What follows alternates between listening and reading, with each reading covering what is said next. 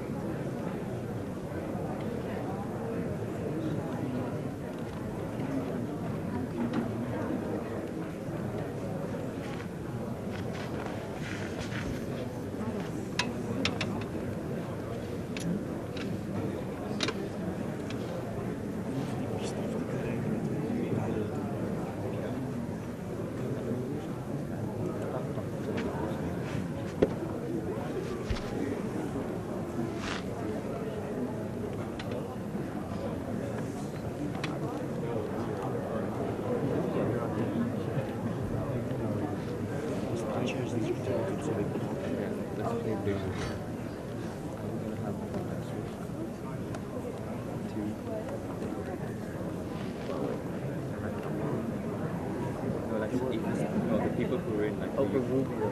Yeah, are they going to be like is that what you were talking about? I thought you were talking about that. No.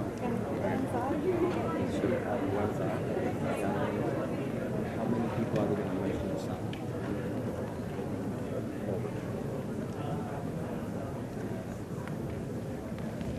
Is he getting shooting? She's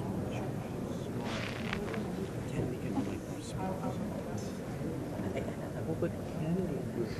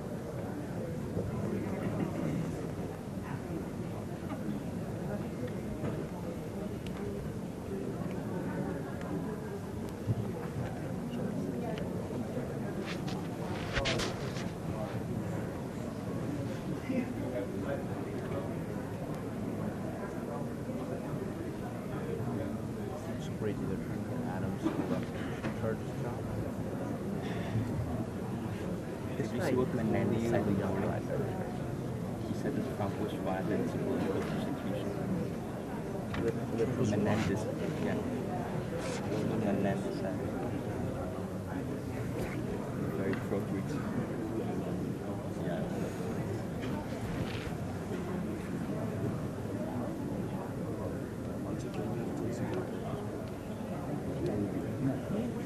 Can you just see more people out because they're pro-Greek? No, that's how it works. I mean, it was the Greeks and the Egyptians who had the Egyptians. What did you say? It was the Greeks and the Egyptians project. You think.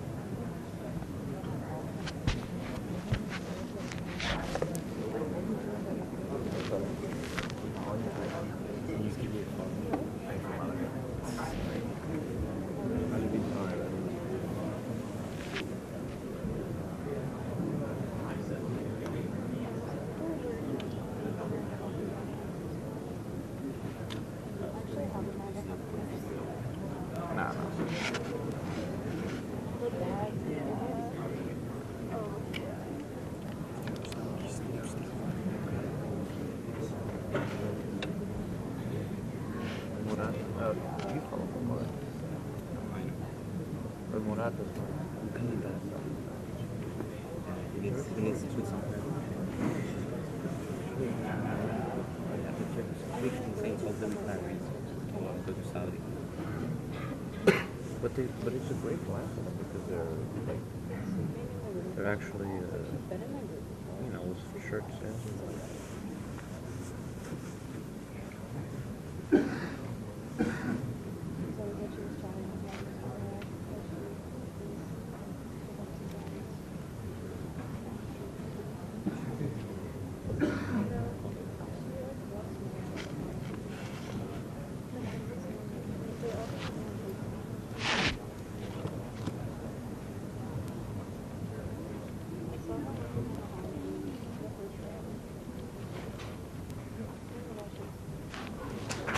Yeah.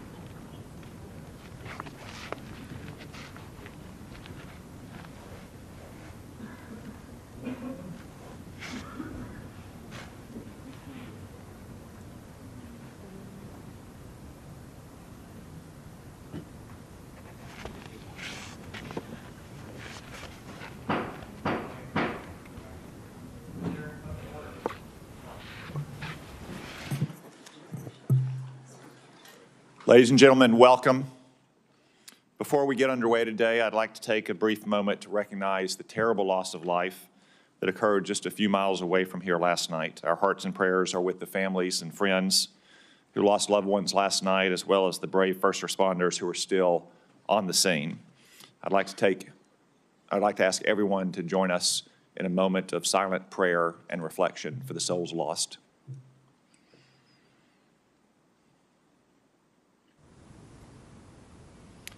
Thank you.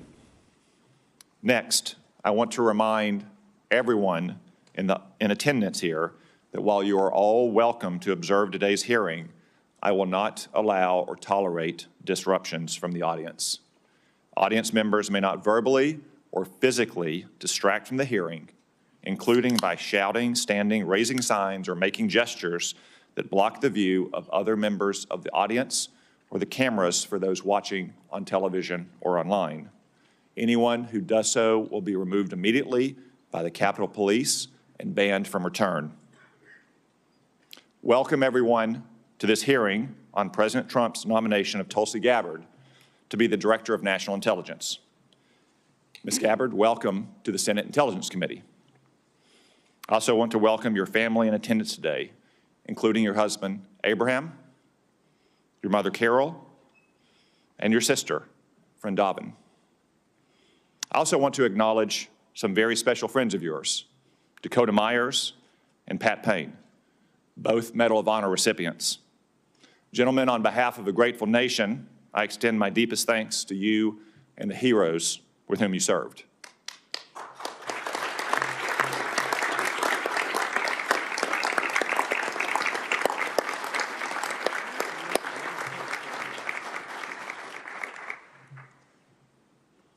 I also note that our next Attorney General, Pam Bondi, is joining us. Apparently, she didn't have enough fun at her own confirmation hearing. Ms. Bondi, welcome and congratulations. And finally, Senator Joni Ernst and former Senator and Chairman of this committee, Richard Burr, will introduce Ms. Gabbard shortly. We look forward to your remarks. I think it's fair to say that Ms. Gabbard's nomination has generated a bit more interest and attention than do most nominees before this committee. But I want to stress that Ms. Gabbard has been and will be treated with the exact same respect, consideration, and professionalism that we extended to every nominee. No more, no less, no better, no worse. That's how we treated CIA Director John Ratcliffe just 2 weeks ago, and how we have treated DNI nominees like Avril Haines and Dan Coates in the past. For instance, Ms. Gabbard has conducted dozens of office meetings with senators. She has completed the committee's standard questionnaire. She has answered 247 questions in writing. This is all in keeping with the committee's customs, precedents, and rules. Before I address the important work ahead at the DNI, please also let me make two observations about some of the accusations about Ms. Gabbard. First, I'm dismayed by the attacks on Ms. Gabbard's patriotism and her loyalty to our country. For instance, Hillary Clinton has smeared Ms. Gabbard, calling her an asset of a foreign nation. Let me remind everyone that Ms. Gabbard has served in our Army for more than 2 decades. She has multiple combat tours, and she still wears the uniform to this day. She has undergone 5 FBI background checks. I spent more than 2 hours last week reviewing the latest, putting eyes on more than 300 pages. It's clean as a whistle. It's fine that we have differences of opinions on policies and programs. I suspect some of my Republican colleagues might disagree with some of Mrs. Gabbard's votes in the House of Representatives. Just as I suspect that some of my Democratic colleagues might criticize Ms. Gabbard's statements and actions since she saw the light and left the Democratic Party. But I sincerely hope that no one today will impugn Ms. Gabbard's patriotism and integrity. Second, I can only laugh at some critics who say that Ms. Gabbard has unconventional views. No doubt she has some unconventional views, like her criticism of Barack Obama's regime change interventions in Egypt and Libya. But guess what? I opposed the disastrous interventions in Egypt and Libya as well.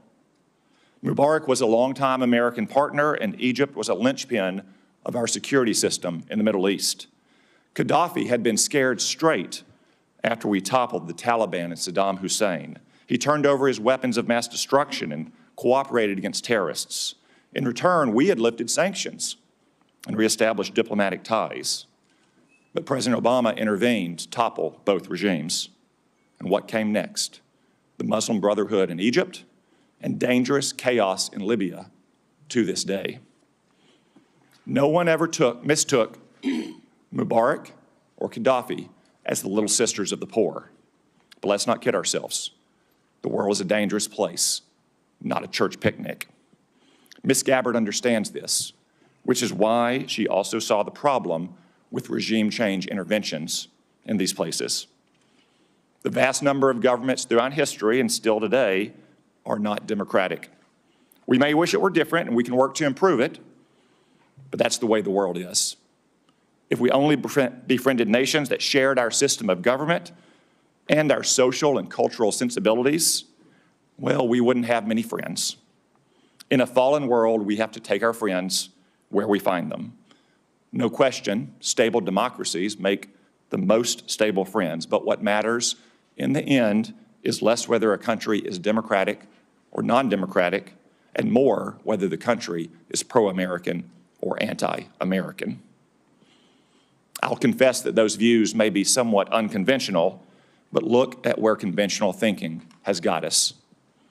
Maybe Washington could use a little more unconventional thinking.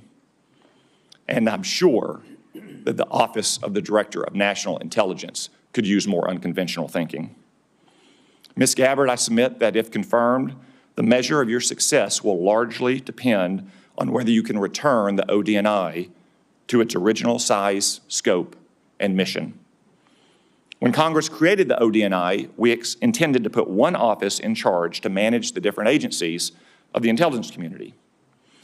Congress intended the ODNI to be a very lean organization that would use small staffs to execute specific tasks.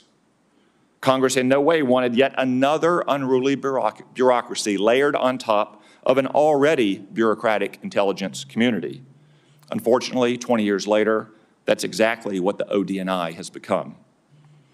Incredibly, the ODNI now is now larger than any agencies it was established to manage. It has 15 offices and centers, which have many subunits within them. The ODNI staff is measured in the thousands, when it should be measured in the dozens, or maybe a few hundred. I promise that's going to change. I intend to get personnel at the ODNI back to their home agencies doing real intelligence work, not bureaucratic make work. I also expect to cap the size of the ODNI. Ms. Gabbard, if confirmed, I hope you'll be a partner in these vital efforts. Another example of bureaucratic mission creep and empire building is what's come to be known in the intelligence community as DNI taxes. The ODNI levies these so-called taxes on other agencies, shifting and directing funds away from the intelligence community's core mission to the whims and fancies of any particular DNI. That practice, which seems to have grown and run rampant under Director Haynes, is also going to stop. Ms. Gabbard, if confirmed, you have a lot of work ahead of you. And as chairman of this committee, I'm committed to ensuring that we see it all the way through. At this moment, I'll now recognize Senator Risch for a brief statement. Well, thank you very much, Mr. Chairman. I appreciate that. And I want to thank Ms. Gabbard for meeting with me and having the candid conversation we did on the issues. Unfortunately, I have to chair the Foreign Relations Committee. We have our first substantive meeting today on malign influence of China here at home and abroad. So I'm not going to be able to stay for the hearing. I'm not going to get a chance to ask questions. However, we are going to have a closed session immediately following, and the questions I have trespass upon the security of the country, and as a result of that, they need to be done in a classified setting in any event. So if I beg indulgence to be excused to preside over the other committee, good luck. I know you'll do well. Thank you. You are excused. I was going to leave whether you excuse me or not, but thank you very much. I will now recognize the Vice Chairman, Senator Warner, for his opening remarks.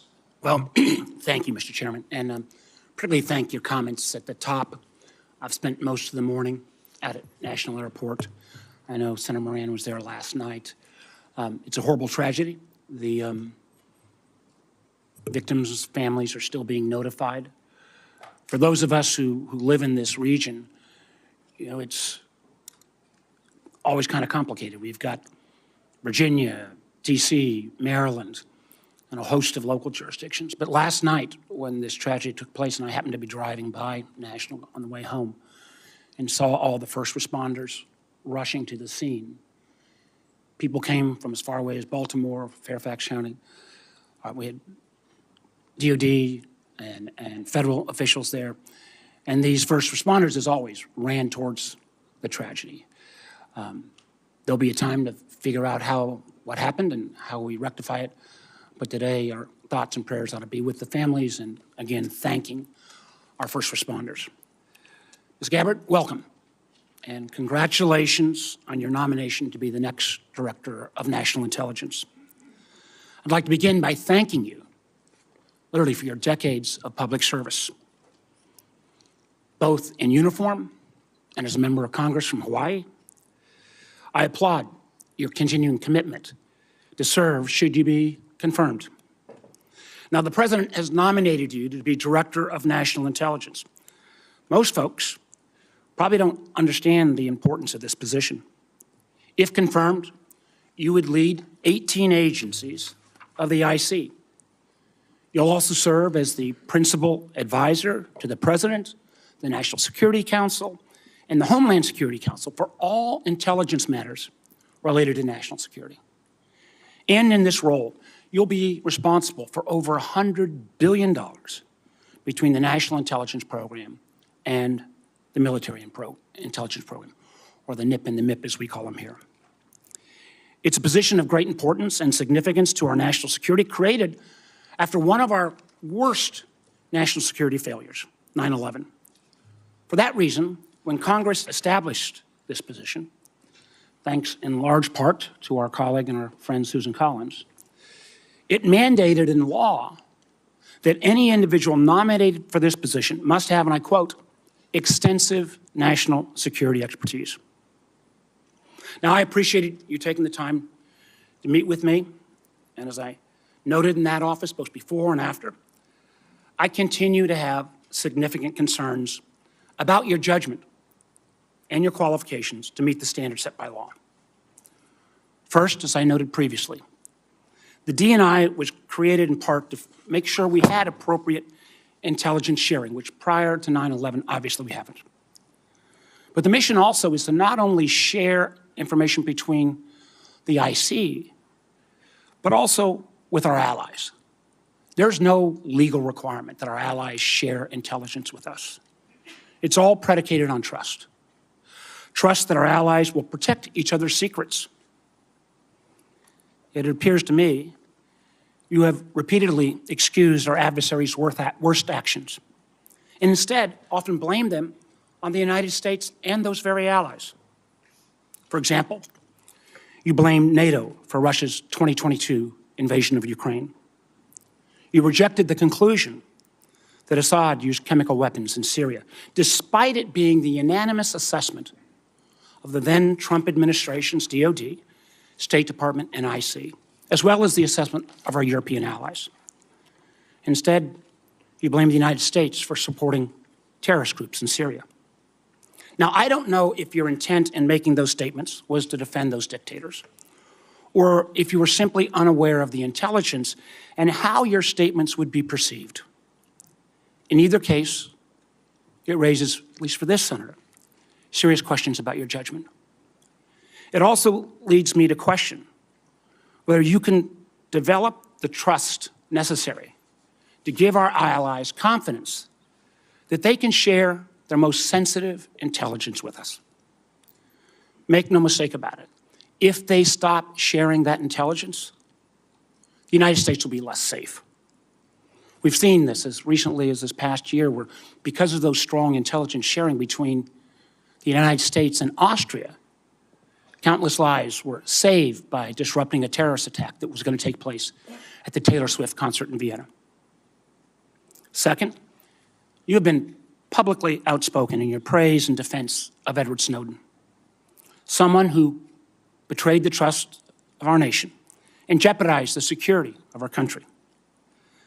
The truth is, the vast majority of the information he stole and leaked before running off to China and Russia, might I add, had nothing to do with Americans' privacy and compromised our most important sources and methods. And in many ways, we're still paying a price for that. And I believe that Edward Snowden's action put our men and women in uniform in places like Iraq and Afghanistan at risk. You have celebrated Snowden as, quote, brave whistleblower and actually put forward legislation asking for his pardon.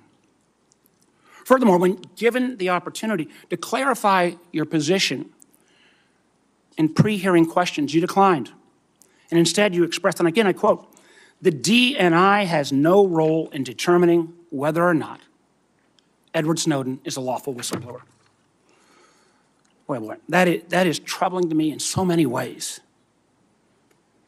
Not only do you think that someone who divulged secrets and then ran off to Russia should be celebrated as brave, but you don't seem to understand the DNI's role in determining whistleblower determinations. In fact, the DNI has a significant role in transmitting lawful whistleblower complaints to this committee. They're all laid out right here in the statute. And I would have serious concerns about confirming someone who cannot distinguish between complaints that are made lawfully and those that are made not. In the statute, it says the job of the DNI is to protect intelligence sources and methods from unauthorized disclosure. That's a quote. I guess I'm asking, what message would it send to have a DNI who would celebrate the work of a member of the IC or a contractor that would, on their own mission, decide what's appropriate to leak? I don't understand that. Third, until recently, you had a clear and consistent record of opposing FISA 702. I know members on this committee already understand how important this is, but for folks who don't, this law is critical to our national security. Literally 60% on average of what goes into the president's daily brief, what President Trump will read each day in assessing what's going on in the world, comes from this important piece of law that allows us to seek out those foreigners abroad for coverage. And it's helped prevent terrorist attacks. It helps us prevent foreign cyber attacks. It helps us on a topic that a lot of folks are looking at, fentanyl trafficking. Now, many in this Congress and many on the committee have tried to reform this legislation to better balance security and civil liberties. However, you have consistently gone further. Not only did you vote against reauthorizing 702, you actually introduced legislation to fully repeal the whole thing, calling it again, quote, "a blatant disregard for our Fourth Amendment constitutional rights." Now, I understand that since you've been nominated to be DNI, you've expressed a change of heart. I think that's welcome, but I have to tell you, as I view this as a job interview, as I try to make my judgment on whether you should be confirmed, I don't find your change of heart credible. Because the world today is more complex and more dangerous than ever before. And we need serious people with sufficient experience to be able to navigate that complexity. I hope you use this opportunity to address my concerns and all of the members of this committee. I appreciate again your service, and I'm looking forward to a thorough discussion. Thank you, Mr. Chairman. Thank you, Mr. Vice Chairman. We welcome back Senator Richard Burr, the former chairman of this committee who has emerged from retirement to introduce Ms. Gabbard. Yet still, in retirement, he still seems unable to find a pair of socks. Nonetheless, we say thank you and welcome you back, Senator Burr. Some things are very predictable, Mr. Chairman. Chairman Cotton, Vice Chairman Warner, members of this distinguished committee, I want to thank you for allowing me to join you today to provide my thoughts and support on behalf of Tulsi Gabbard's nomination to be Director of National Intelligence. This is my first visit back to the Senate in slightly over 2 years. Permit me to say, from this side of the dais, you're not as intimidating as I thought when I was on your side of the dais.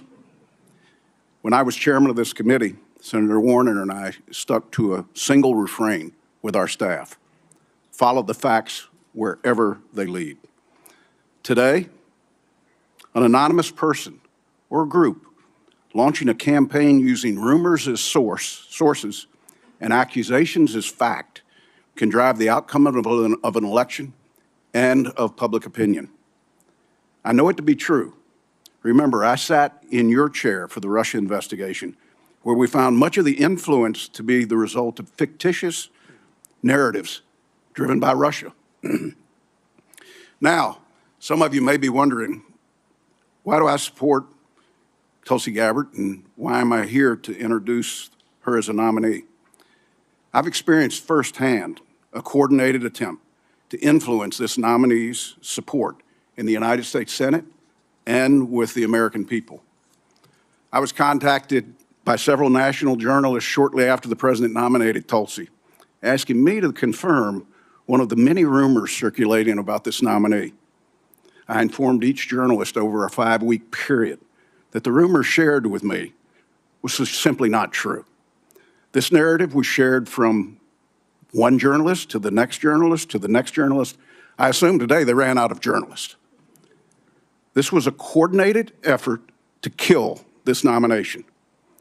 Advise and consent is the responsibility of the United States Senate, and I truly believe that each member takes it seriously. All members of this committee were offered the opportunity for individual meetings with Tulsi, and if you chose not to meet with her, it's on you. I've done my homework, and here are the facts. Tulsi Gabbard's historic life began at birth. She's the first American Samoan-born member of Congress, period. She graduated from Hawaii Pacific University with a degree in business administration with a concentration in international business. In 2002, at age 21, Tulsi became the youngest woman in America ever elected as a state representative. That was not enough. In 2003, she joined the Hawaii National Guard. When deployed, in her re-election, her opponent raised the issue, could you serve the people that elected you if, in fact, you were deployed? What did Tulsi do? She withdrew from her re-election campaign in order to continue to serve our country in the war on terror. This would not be the first or the last time Tulsi put her country above her career. After multiple deployments and serving in the Hawaii City Council, she was elected to the United States House of Representatives, where she served 4 terms. Throughout her political career, she maintained her military service either in the National Guard or the Army Reserve. Media stories and anonymous rumors have questioned her qualifications, her patriotism, and whether she can be trusted, just to name a few. I refuse to question the qualifications of a woman who's worn the uniform of her nation for 22 years and never taken it off. No fewer than 5 times has the Department of Defense reviewed her security clearance and extended it. Every single time. If Tulsi's guilty of anything, it's that since she was born, her views, opinions, and beliefs have evolved to reflect her life's experiences. Winston Churchill once said, "Those that never change their minds never change anything." She served her city, her state, her country, while winning the support of the people she represented. She's fought in war, and yes, she's tried to stop wars. At the ripe age of 43, Tulsi has the life experiences that match or exceed most members of Congress. Tulsi was serving in uniform 3 years before some of us here today voted to create the Director of National Intelligence. Chairman Cotton, Vice Chairman Warner, members of the committee, it's my honor to support and to introduce to the committee Lieutenant Colonel Tulsi Gabbard. Thank you, Mr. Chairman. Thank you. Thank you, Senator Burr. Now our colleague, Senator Joni Ernst of Iowa, has taken a few minutes out of her very busy schedule to be here to introduce Ms. Gabbard as well. Senator Ernst. Thank you, Chairman Cotton and Ranking Member Warner. And good morning to my distinguished colleagues. I also do want to take a moment this morning to recognize the lives that were lost in the collision near DCA last night It is a truly heartbreaking tragedy. My prayers are with the victims' families and their loved ones. So thank you. Duty, honor, service. These are not just words. They are principles that have guided Lieutenant Colonel Gabbard. As a young enlisted soldier in the Hawaii National Guard, Tulsi answered the call to duty upon her deployments to the Middle East.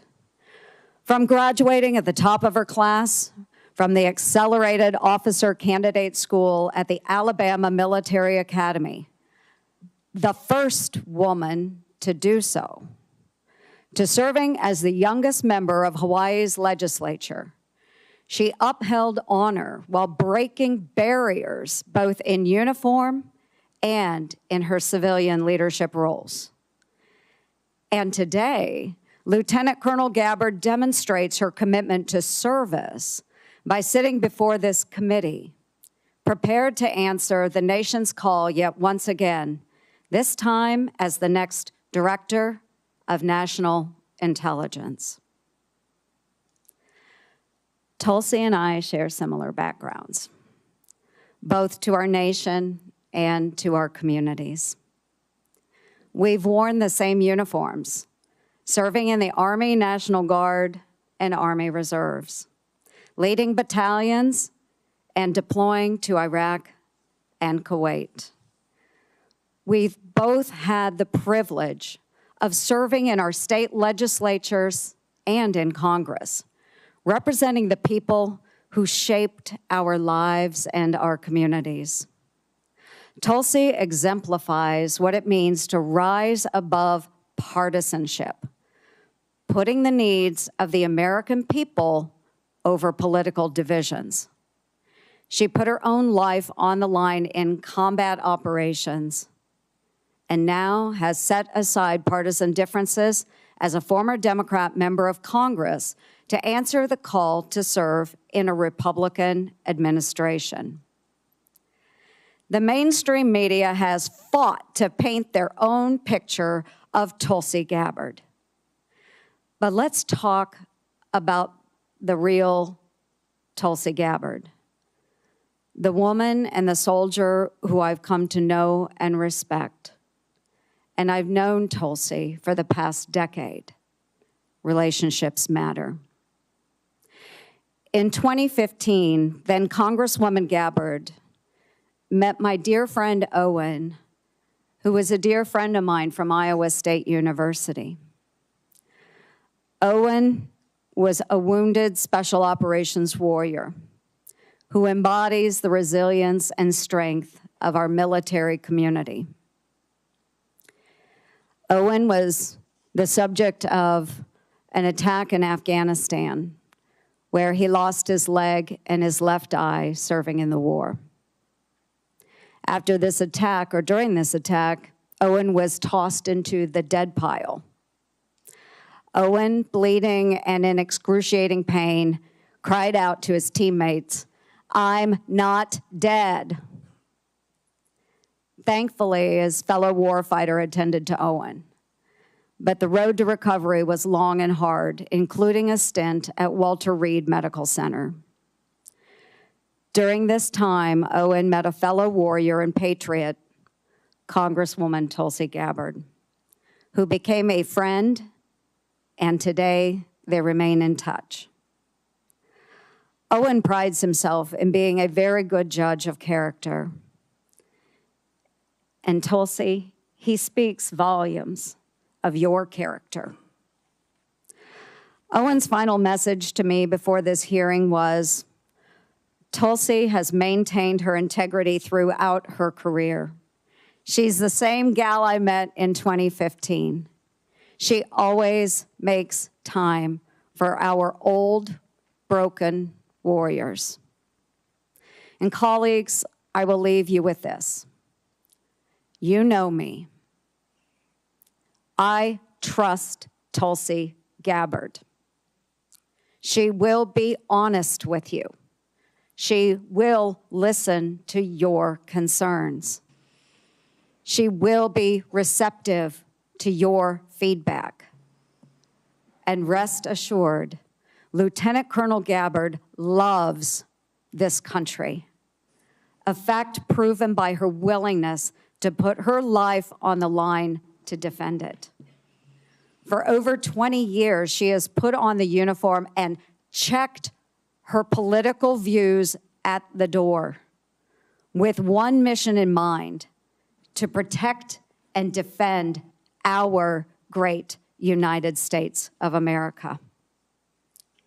Tulsi, duty, honor, and service have marked your life.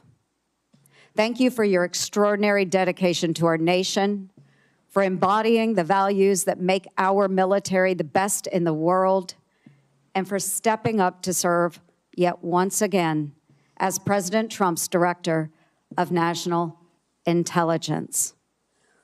Relationships matter. I urge my colleagues to support this nomination. My best wishes to you, Tulsi, and to your family. God bless our country. Thank you, Mr. Chair. Thank you, Senator Ernst. I know that Senator Ernst has a busy schedule to include a hearing for Dan Driscoll, the Secretary of Army nominee at the Armed Services Committee. I'm sure Senator Burr has to go on a fishing trip or something. So we will excuse both senators from the witness table.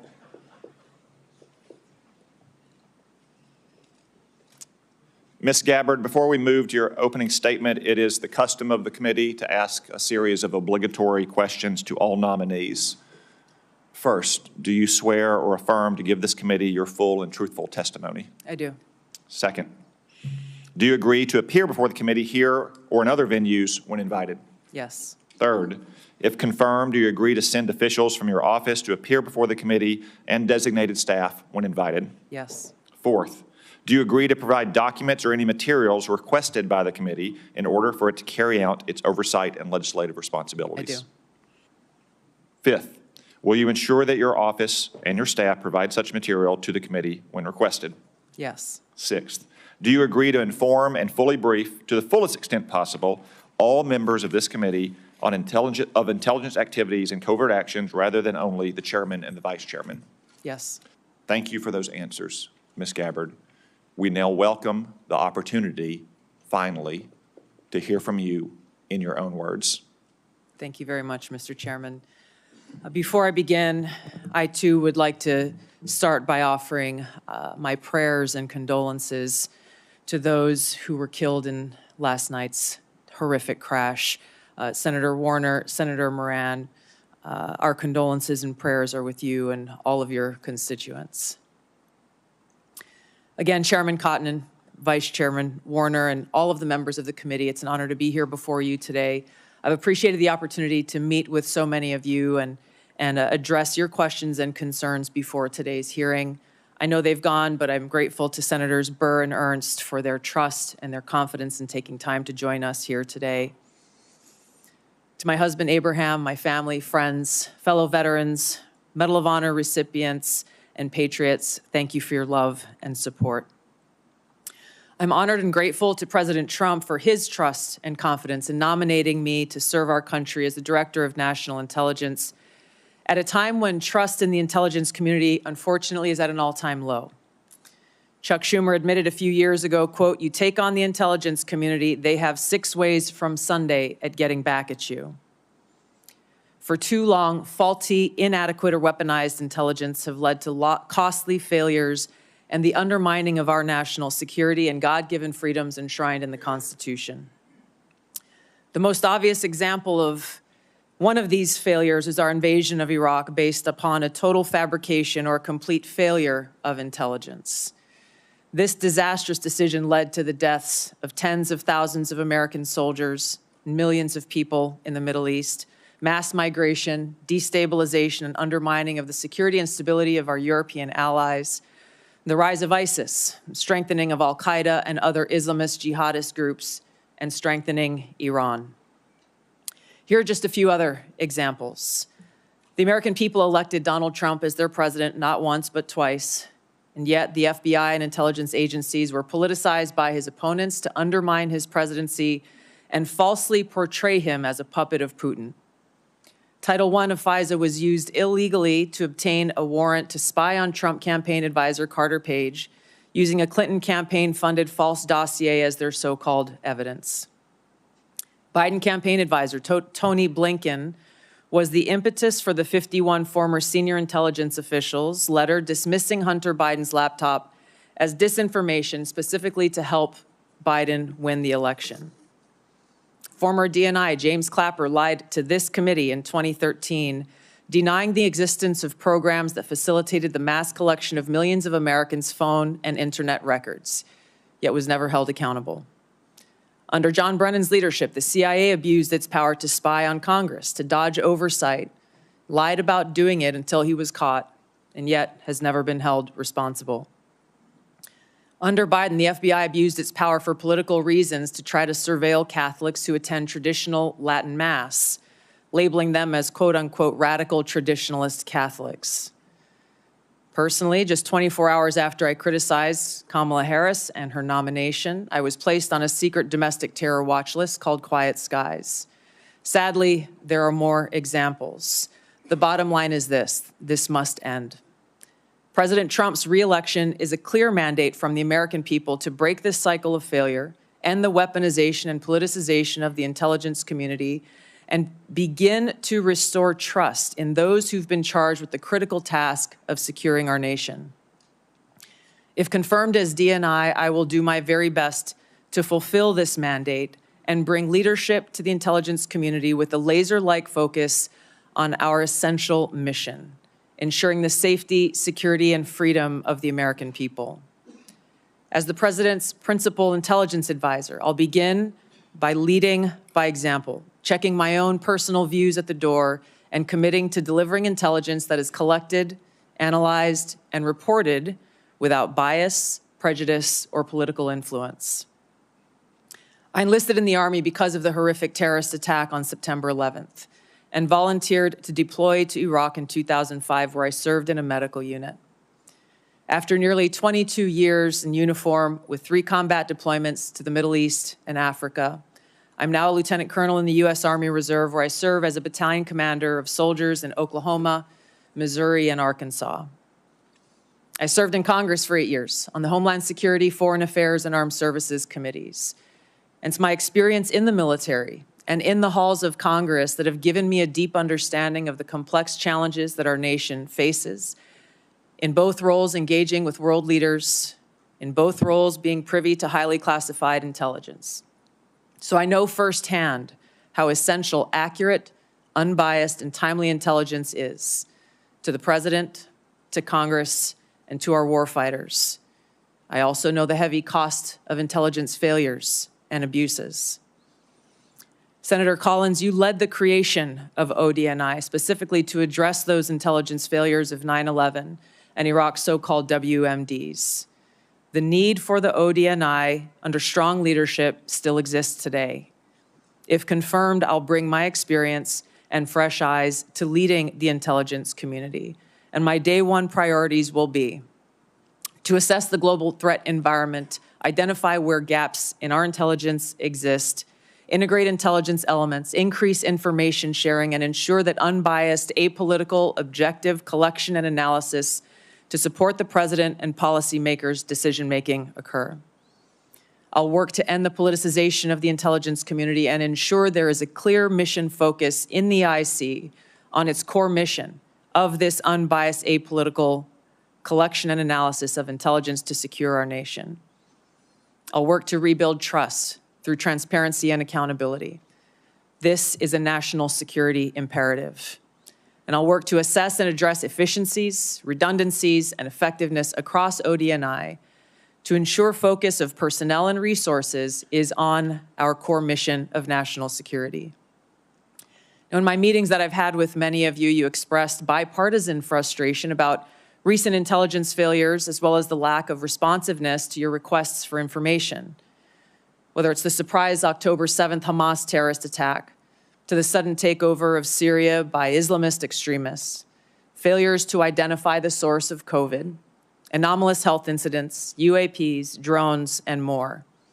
If confirmed, I look forward to working with you to address these issues. Ensuring the safety, security, and freedom of the American people is a mandate of leadership that rises above partisan politics. If confirmed, my commitment to the President, to you, and to the American people is this: I will do my very best to find the truth, no matter where it leads, and share that truth with President Trump, his advisors, and you in Congress, providing you with that unbiased, timely, and accurate intelligence as you make the tough decisions that'll impact the safety, security, and freedom of the American people. Now, before I close, I want to warn the American people who are watching at home. You may hear lies and smears in this hearing that'll challenge my loyalty to and my love for our country. Those who oppose my nomination imply that I am loyal to something or someone other than God, my own conscience, and the Constitution of the United States, accusing me of being Trump's puppet, Putin's puppet, Assad's puppet, a guru's puppet, Modi's puppet, not recognizing the absurdity of simultaneously being the puppet of 5 different puppet masters. The same tactic was used against President Trump and failed. The American people elected President Trump with a decisive victory and mandate for change. The fact is, what truly unsettles my political opponents is I refuse to be their puppet. I have no love for Assad or Gaddafi or any dictator. I just hate al-Qaeda. I hate that we have leaders who cozy up to Islamist extremists, minimizing them to so-called rebels. As Jake Sullivan said to Hillary Clinton, quote, al-Qaeda is on our side in Syria. Well, Syria is now controlled by an al-Qaeda offshoot, HTS, led by an Islamist jihadist who danced in the streets on 9/11 and who was responsible for the killing of many American service members. Democrat senators in the past resorted to anti-Christian bigotry against some of President Trump's judicial nominees like Amy Coney Barrett and Brian Boucher. I condemn those actions as a Democrat in Congress at the time, as religious bigotry must be thoroughly condemned by all of us, no matter the religion. Unfortunately, there are some Democrat senators who still don't understand the principle of freedom of religion and Article 6 of the Constitution. Quote, no religious test shall ever be required as a qualification to any office or public trust under the United States. Unfortunately, they're once again using the religious bigotry card, but this time trying to foment religious bigotry against Hindus and Hinduism. If anyone is sincerely interested in knowing more about my own personal spiritual path of Hinduism, I welcome you to go to my account on X, where I'll share more on this topic. If confirmed as Director of National Intelligence, I will continue to live by the oath that I have sworn at least 8 times in my life, both in uniform and as a member of Congress. I will support and defend our God-given freedoms enshrined in the Constitution of the United States against all enemies, foreign and domestic, and I will bear true faith and allegiance to the same. Thank you very much for your time. I look forward to your questions. Thank you, Ms. Gabbard.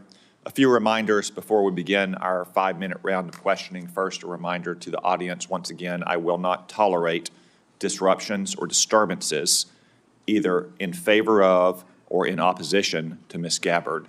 We all came to hear from Ms. Gabbard, not from you. 2 reminders to my colleagues. We'll have a 5-minute round of questions. Not 5.5, not 6, 5-minute round. We will also have a closed session after this hearing in which you'll have another 5-minute opportunity to ask questions. Second, if any question, as Senator Risch alluded to, begins to approach the line of classified material, my crack staff will advise me and I will ask you to hold the question until we get to a closed setting. Mr. Chairman, could I just inquire? I was under the understanding that if in the open round, because this is the only time the American people will be able to see this judgment, you'd agreed if certain members needed to ask a second round of questions in the public setting, that would be available. As is our custom, if a member waits until the end of the opening round and has a follow-up question, then we will permit that follow-up question. Thank you, Mr. Chairman. Ms. Gabbard, if confirmed, you'll be entrusted with our nation's most important secrets. We're all entrusted with that information to serve the American people and to keep our country safe. Unfortunately, as you said in your opening statement, we've seen too many instances in recent years of people who were trusted with classified information and went on to abuse and politicize that trust.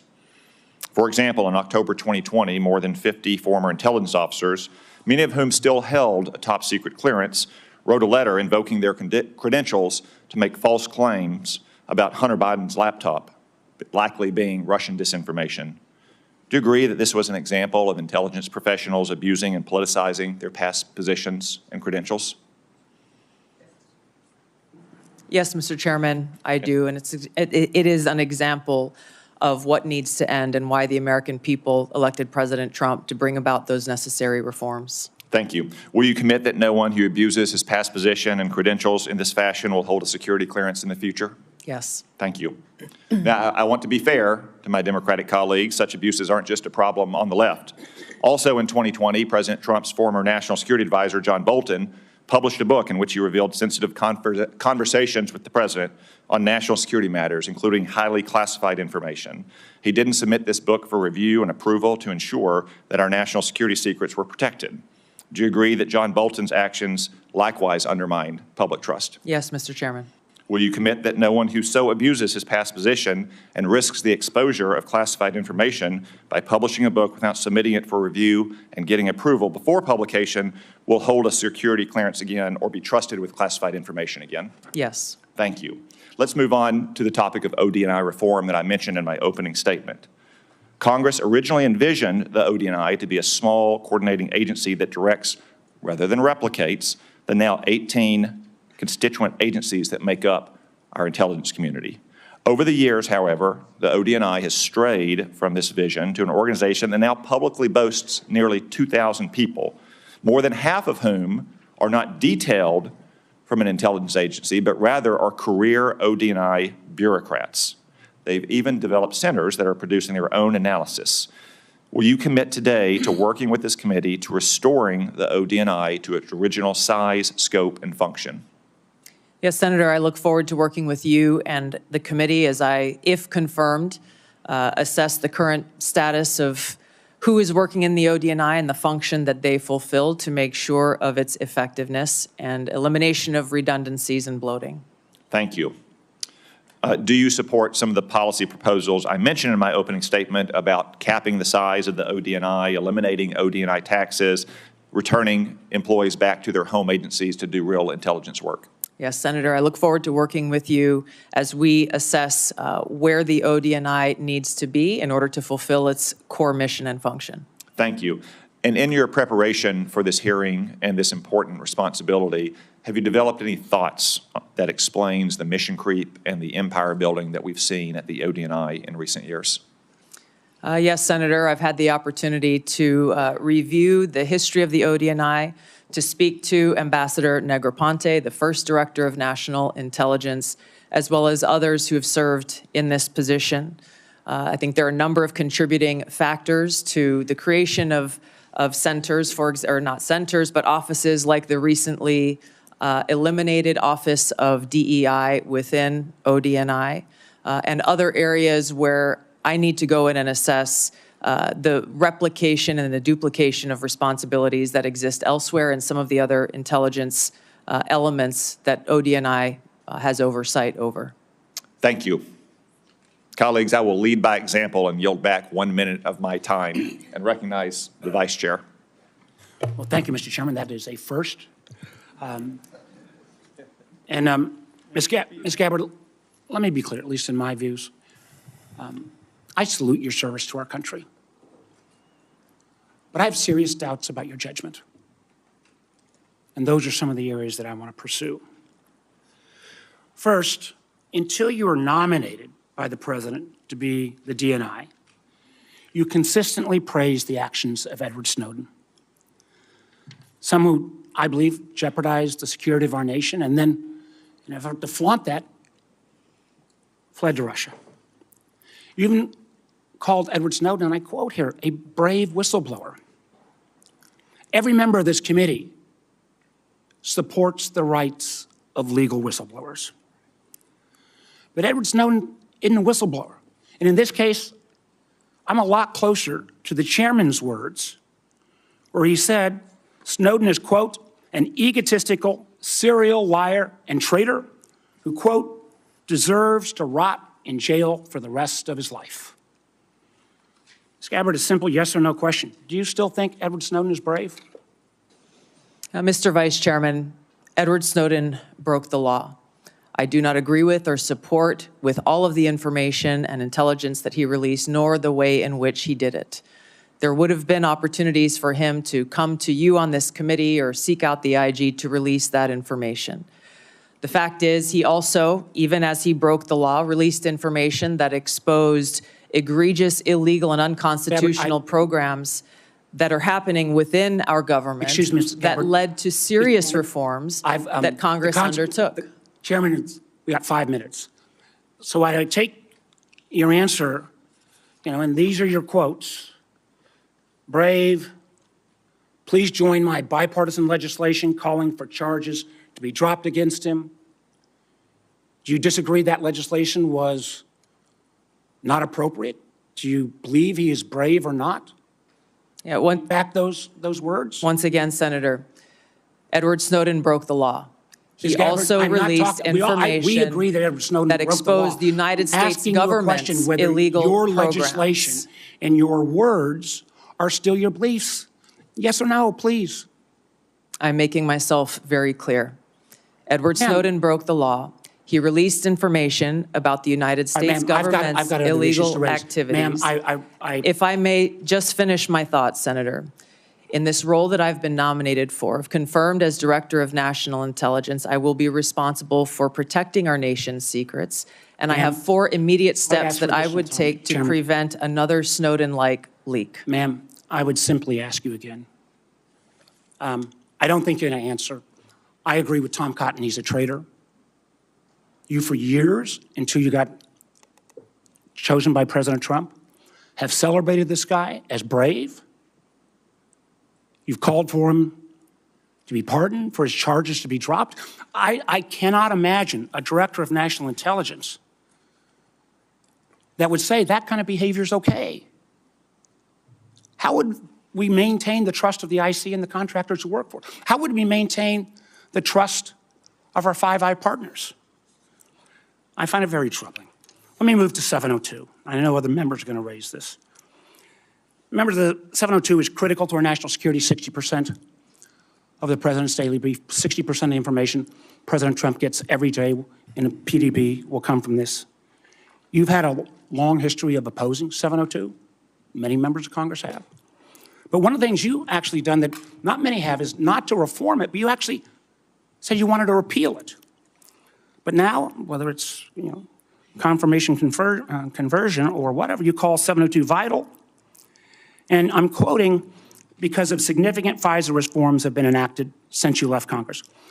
Ms. Gabbard, what are the reforms that have led you to now support 702? In the short time that I have, Senator, I will just note that my actions in legislation in Congress were done to draw attention to the egregious civil liberties violations that were occurring at that time. Ms. Gabbard, Ms. Gabbard, I ask you a question. Please give me the courtesy of responding. You said the reforms now make you support it. What can you cite? Which reforms? There are a number of reforms to include In the getting new bill, rid in the new law, that, right? that all of you and your Ms. wisdom. Gabbard, my time is getting short. But I got to just tell you, after the reforms were passed into law in April of 24, you went on Joe Rogan's podcast in May. The bill is now law. And you said, quote, this bill took an already bad problem and made it many, many times worse. Again, in my mind, this is a question of judgment. 702 is critical. I appreciate this late conversion, but I'm not sure I buy it because you've had such a consistent position. Again, I know my colleague's going to raise these, but rather than standing up to dictators like Putin and Assad, you've sometimes amplified his talking points. I mean, I just do not understand how you can blame NATO for Putin's brutal invasion of Ukraine. And when Assad used chemical weapons against his own people, you didn't condemn him, and I can go through all the quotes. You actually questioned Americans' intelligence. Now, you mentioned a lot about trust. You know, and one of the things that I'm so proud on this committee is my friend Senator Burr said, we always follow the truth. I say on this committee, the most valuable work I do in the Senate, we have a bipartisan approach to intelligence. I think we have worked to try to keep the intelligence community and earn their trust, and frankly, earn the trust of the American people. But I, respectfully, ma'am, I just don't believe on your judgment and credibility issues that this is the appropriate role that you should take going forward. Thank you, Mr. Chairman. Senator Collins. Thank you, Mr. Chairman. Ms. Gabbard, Edward Snowden does stand out as having done particularly grave harm to our national security by revealing top secret information, including sensitive sources and methods, thus jeopardizing agents in the field.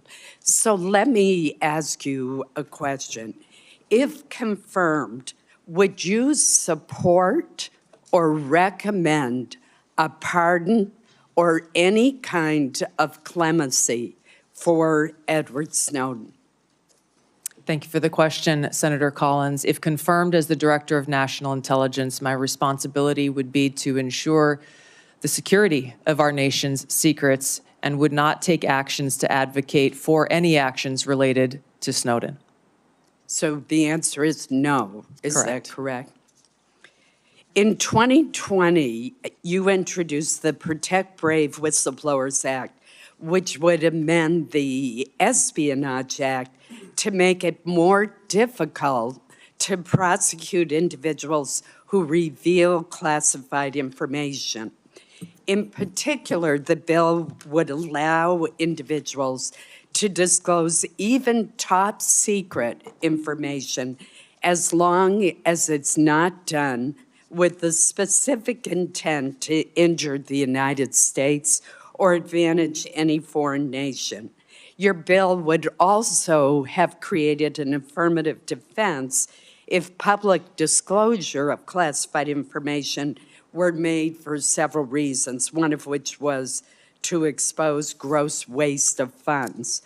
I strongly oppose this legislation, which would hamper our ability to prosecute people who give our adversaries classified information. So let me ask you this. Ms. Gabbard, do you still support providing individuals who have access to top secret information with the ability to make their own decisions regarding whether that information should be publicly disclosed, even though disclosure may cause tremendous harm to our country or our allies? Senator, we cannot and should not have individual vigilantes within the intelligence community making their own decisions about how and where and when to expose our nation's secrets. The intent of the legislation that you have pointed out was pointed towards ensuring due process for those who are charged under the Espionage Act in a court of law. This is a law that has been abused in some cases and used for political purposes.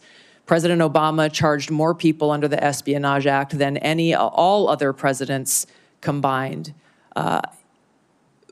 If confirmed as the Director of National Intelligence, my sole focus and goal would be our nation's security, which includes ensuring the security of our nation's secrets.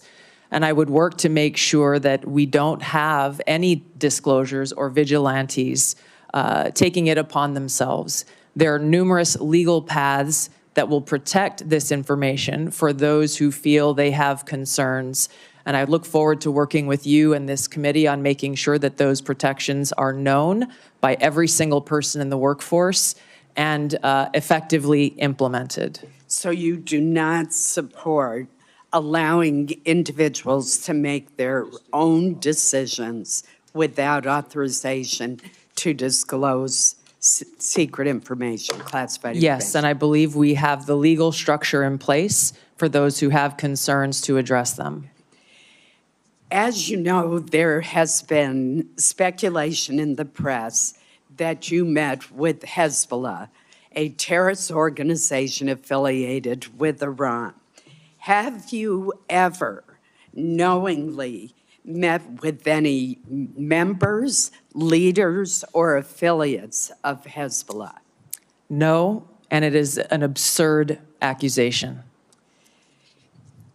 Let me ask you one final question in the short time we have left. With Hamas, ISIS-K, the Houthis, all the Iranian proxies in Syria and Iraq, Yemen, and Al-Qaeda all posing general resurgences in the Middle East, Africa, and Central Asia, I'm alarmed at the lack of focus by the IC on this threat to our safety. We don't want to have to call you back to this room after a terrorist attack and ask, how did the IC miss this? Great power competition, China, Russia, definitely pose threats to our country, but the terrorist threat is arguably the most imminent threat, according to former FBI Director Chris Wray. If confirmed, what would be your strategy to refocus the IC on the terrorist threat to our country and to Americans abroad? Thank you, Senator. I agree with your assessment, and this speaks to the need for the ODNI to exist, to redirect those resources, identifying the gaps in intelligence so that we are able to get ahead of these threats instead of coming around after the fact and trying to assess why did we not know about this sooner so that we could have taken action to prevent it. Thank you. Senator Wyden. Thank you very much, Mr. Chairman. Welcome, Ms. Gabbard. Thank you. I am going to try to get 4 questions in, so I'll be brief, and if you can reciprocate, that would be very much appreciated. We've been talking about Section 702, the Foreign Intelligence Surveillance Act, and I believe it's critical that the DNI support additional reforms to protect the privacy of law-abiding Americans. In your written response to committee questions, you wrote, and I quote, "Warrants should generally be required before an agency undertakes a U.S. person query of Section 702. Is this your current position?" Yes, it is, Senator. And as you'll note in that written response, I noted some exigent circumstances with which there may be other options. But I also want to make a note that a simple warrant requirement is ultimately going to be a policy decision that all of you will make. I would point to history, to some examples. Time is short. I'm glad you answered in line with your written answer that you support a warrant. Section 702 also involves a huge loophole now that was included recently that could allow the government to force anyone with access to a Wi-Fi router or cable box to secretly participate in the warrantless surveillance program. Do you support, as I do, eliminating this language? Senator, I would have to look more into that and assess, if confirmed, what the impacts of the implementation of the existing safeguards are and come back to you in Congress as you look at reauthorization. It is a massive loophole, and I hope to hear, after you've looked at it, that you'll be supportive of my efforts. Let me turn now to the question of the Inspector General situation. Can the President of the United States refuse to fund the Inspector General for the intelligence community despite appropriations from Congress? And here I'd like a yes or no. Senator, I don't know about the legal authorities, but I understand the essential role that the inspectors general play. And if confirmed, look forward to empowering our Inspector General to fulfill their responsibility. Good, because Congress either has the power of the purse or it doesn't. And I think in your answer to me, you recognize that you have an independent obligation to follow the law. I think that's a constructive answer. Let me turn now to the matter of spying on journalists. You wrote in your response to the committee questions that you support the Biden administration Department of Justice's policy restricting the collection of reporters' records, and you called for the codification of those restrictions. Will you reconfirm that position this morning? I believe strongly in the First Amendment, which protects a free press. So you will, in effect, say that you will continue to support the Biden administration policy to protect journalists? I'm not familiar with the specific Biden administration policy, but I believe strongly in the it- defense of the First Amendment. It is a policy that restricts the collection of reporters' records, and you have called for the codification of those records, so I am going to accept that you're not changing your position, and I appreciate it. I've got time, I think, for one more question. While you were in Congress, you introduced legislation prohibiting the government from mandating that Americans' phones or apps include mechanisms to allow the government to bypass encryption or other privacy technology. In your written responses to the committee questions, you reconfirmed your opposition to these mandates. Is that still your position? Yes, these back doors lead down a dangerous path that can undermine Americans' Fourth Amendment rights and civil liberties. You are being very helpful by moving so quickly. Let me turn to whistleblowers. You wrote in your response that whistleblowers must have clear, protected channels to report concerns, including the unauthorized transmittal of classified information to appropriate entities such as members of Congress. Do you agree that IC whistleblowers must have a clear path to this committee and that they don't need permission from agencies to talk to us? That's a yes or no. Senator, the answer is clearly yes. I would like to state a few other actions I would take if confirmed as Director of National Intelligence is, number one, make sure that we don't have illegal and unconstitutional programs within the intelligence community, making sure that we enact security clearance reform to limit access to our nation's top secrets, make sure that every single person in the workforce understands their rights as whistleblowers and the legal channels to take, which would include coming directly to you as members of Congress, as well as establishing a direct hotline to myself should they choose to take that path. One last question, if I might. Would you support the declassification of the committee's full report on the CIA's torture program? Senator, I believe in transparency. I have not seen this, and so cannot make an honest assessment for that answer. Thank you, Mr. Chairman. Senator Cornyn. Welcome, Ms. Gabbard. Congratulations and thank you for your service to our nation. I hope you will take to heart the chairman's comments about the exploding bureaucracy, not only in the government generally, but in the Office of the Director of National Intelligence. This is a critical role to be played, but unfortunately that role is not made easier or more effective by such a large, unwieldy bureaucracy. Do you believe that the President of the United States should get all of the lawfully collected intelligence that's available in order to inform his judgments as Commander-in-Chief? Senator, not only is the answer a strong yes, I would say that it is the Director of National Intelligence responsibility to make sure that the President has access to all the intelligence so that he can make the best informed decisions for our country.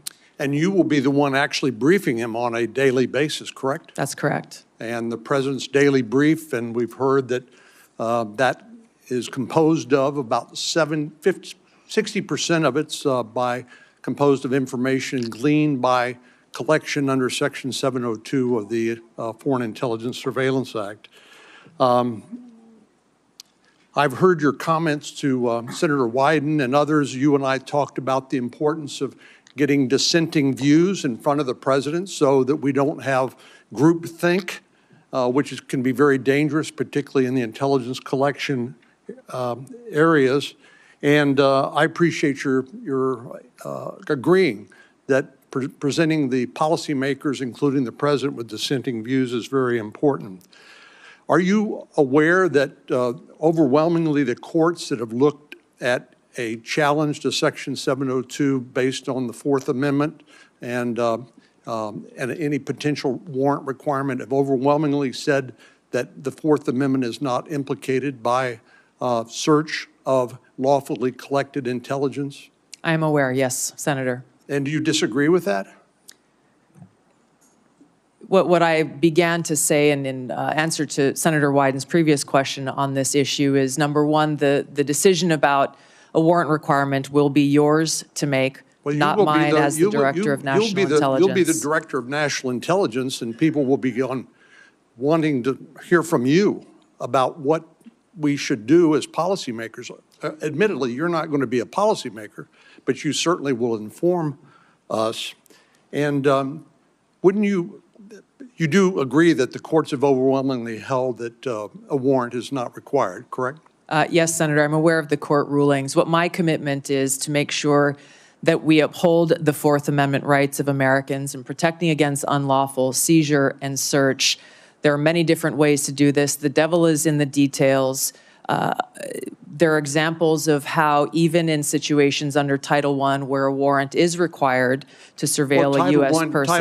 Title I is different. I agree. Correct. I agree with you on that. But my point, Senator, if I may just finish. Excuse me. If that was misused in the case of Carter Page, and basically an FBI lawyer lied in order to secure that warrant. Which is why there are safe. What would be necessary to be shown in order to establish probable cause to a judge in order to obtain a warrant? Again, Senator, that's not for me to say. That would be for you all to decide and for the Attorney General to weigh in on. Do you know what the elements of probable cause are and whether that's a practical and workable solution? This is the center of the debate, the high standard of probable cause that's required to get a warrant, and why this will continue to be a conversation, again, with the Attorney General weighing in and all of you in Congress making this policy decision. The CIA director, John Ratcliffe, said during his testimony before this committee that he believed that a warrant is not only required by law, but is actually impractical. Do you disagree with that or agree with that? I will be in a better position to make an assessment on the practical implications of this if confirmed as DNI. My commitment remains to uphold the Constitution and Americans' Fourth Amendment rights. Where would the warrant be sought? Would it be in the Foreign Intelligence Surveillance Court, or would it be in some other Article III court? My understanding is that it would be in the Foreign Intelligence Surveillance.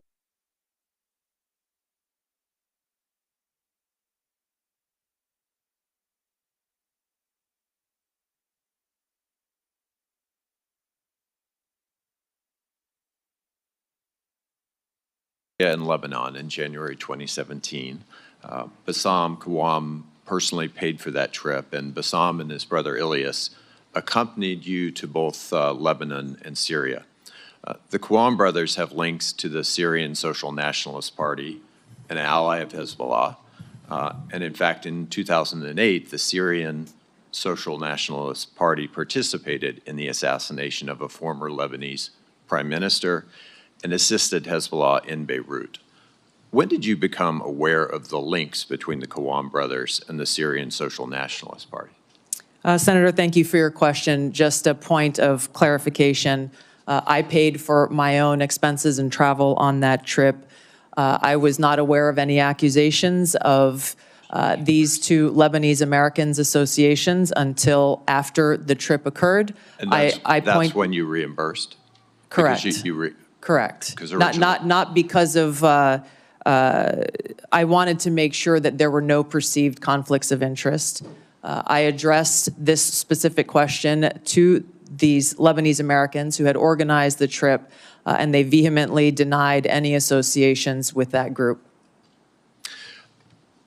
There is not a great deal in the public record about what you and Syrian dictator Bashar al-Assad discussed for so long in January of 2017. And I think there's a great deal of interest from the American people about what was discussed in that meeting. So what did you talk about? And did you press Assad on things like his use of chemical weapons, systematic torture, and the killing of so many Syrians? Yes, Senator. Upon returning from this trip, I met with people like then Leader Nancy Pelosi and Steny Hoyer, talked to them and answered their questions about the trip. And quite frankly, I was surprised that there was no one from the intelligence community or the State Department who reached out or showed any interest whatsoever in my takeaways from that trip. I would have been very happy to have a conversation and give them a back brief. I went with former Congressman Dennis Kucinich, who had been there many times before and who had met with Assad before. A number of topics were covered and discussed, and to directly answer your question, yes, I asked him tough questions about his own regime's actions, the use of chemical weapons and the brutal tactics that were being used against his own people. Were you able to extract any concessions from President Assad? No, and I didn't expect to, but I felt these issues were important to address. According to your revised trip report, your third meeting in Syria after meeting with Assad and then his wife was with Grand Mufti Ahmad Badreddin Hassoun. Forgive me if I'm not pronouncing that correctly. In an October 2011 speech, the Grand Mufti warned the U.S. and Europe that we will prepare suicide bombers who are already in your countries if you bomb Syria or Lebanon. What was the goal, or what did you accomplish by meeting with Grand Mufti? Yes, Senator, before going on the trip and during my time both in Syria and Lebanon, I made it a point to meet with different religious leaders, both Muslim leaders as well as various Christian and Catholic leaders who were there in the region. I did that both in Syria and in Lebanon to hear from them about what their concerns or thoughts were with regard to the war that was being waged at the time. Were you aware of his threats regarding suicide bombers in the United States? I was not and had not heard that until today. Who vetted the people that you met with on this trip to Syria and Lebanon? The itinerary was created by former Congressman Dennis Kucinich, his constituents who he had traveled with to Syria and Lebanon a number of times before. Some of the individuals that I met with were looked at prior to the trip. Others came up during the trip that were unexpected. Just in complete hindsight, would you view this trip as good judgment? Yes, Senator, and I believe that leaders, whether you be in Congress or the President of the United States, can benefit greatly by going and engaging, boots on the ground, learning and listening and meeting directly with people, whether they be adversaries or friends. Last question. Who do you blame? Who's responsible for the war in Ukraine? Putin started the war in Ukraine. Thank you. Senator Moran, before your questions, I want to extend all of our condolences in particular to you for the loss of life for your fellow Kansans last night in that air crash. Our prayers are with all of your people back home who lost loved ones. Thank you, Mr. Chairman. So many people here and throughout the halls of Congress have been very kind and expressing their condolences, and I appreciate you saying this in this setting just now. Lieutenant Colonel Gabbard, you were asked in your questionnaire about your priorities, and you listed Iran and Hamas and Hezbollah and North Korea. You also mentioned Russia, but the only thing you said about Russia in fully explaining why it's a priority is ending the war with Russia.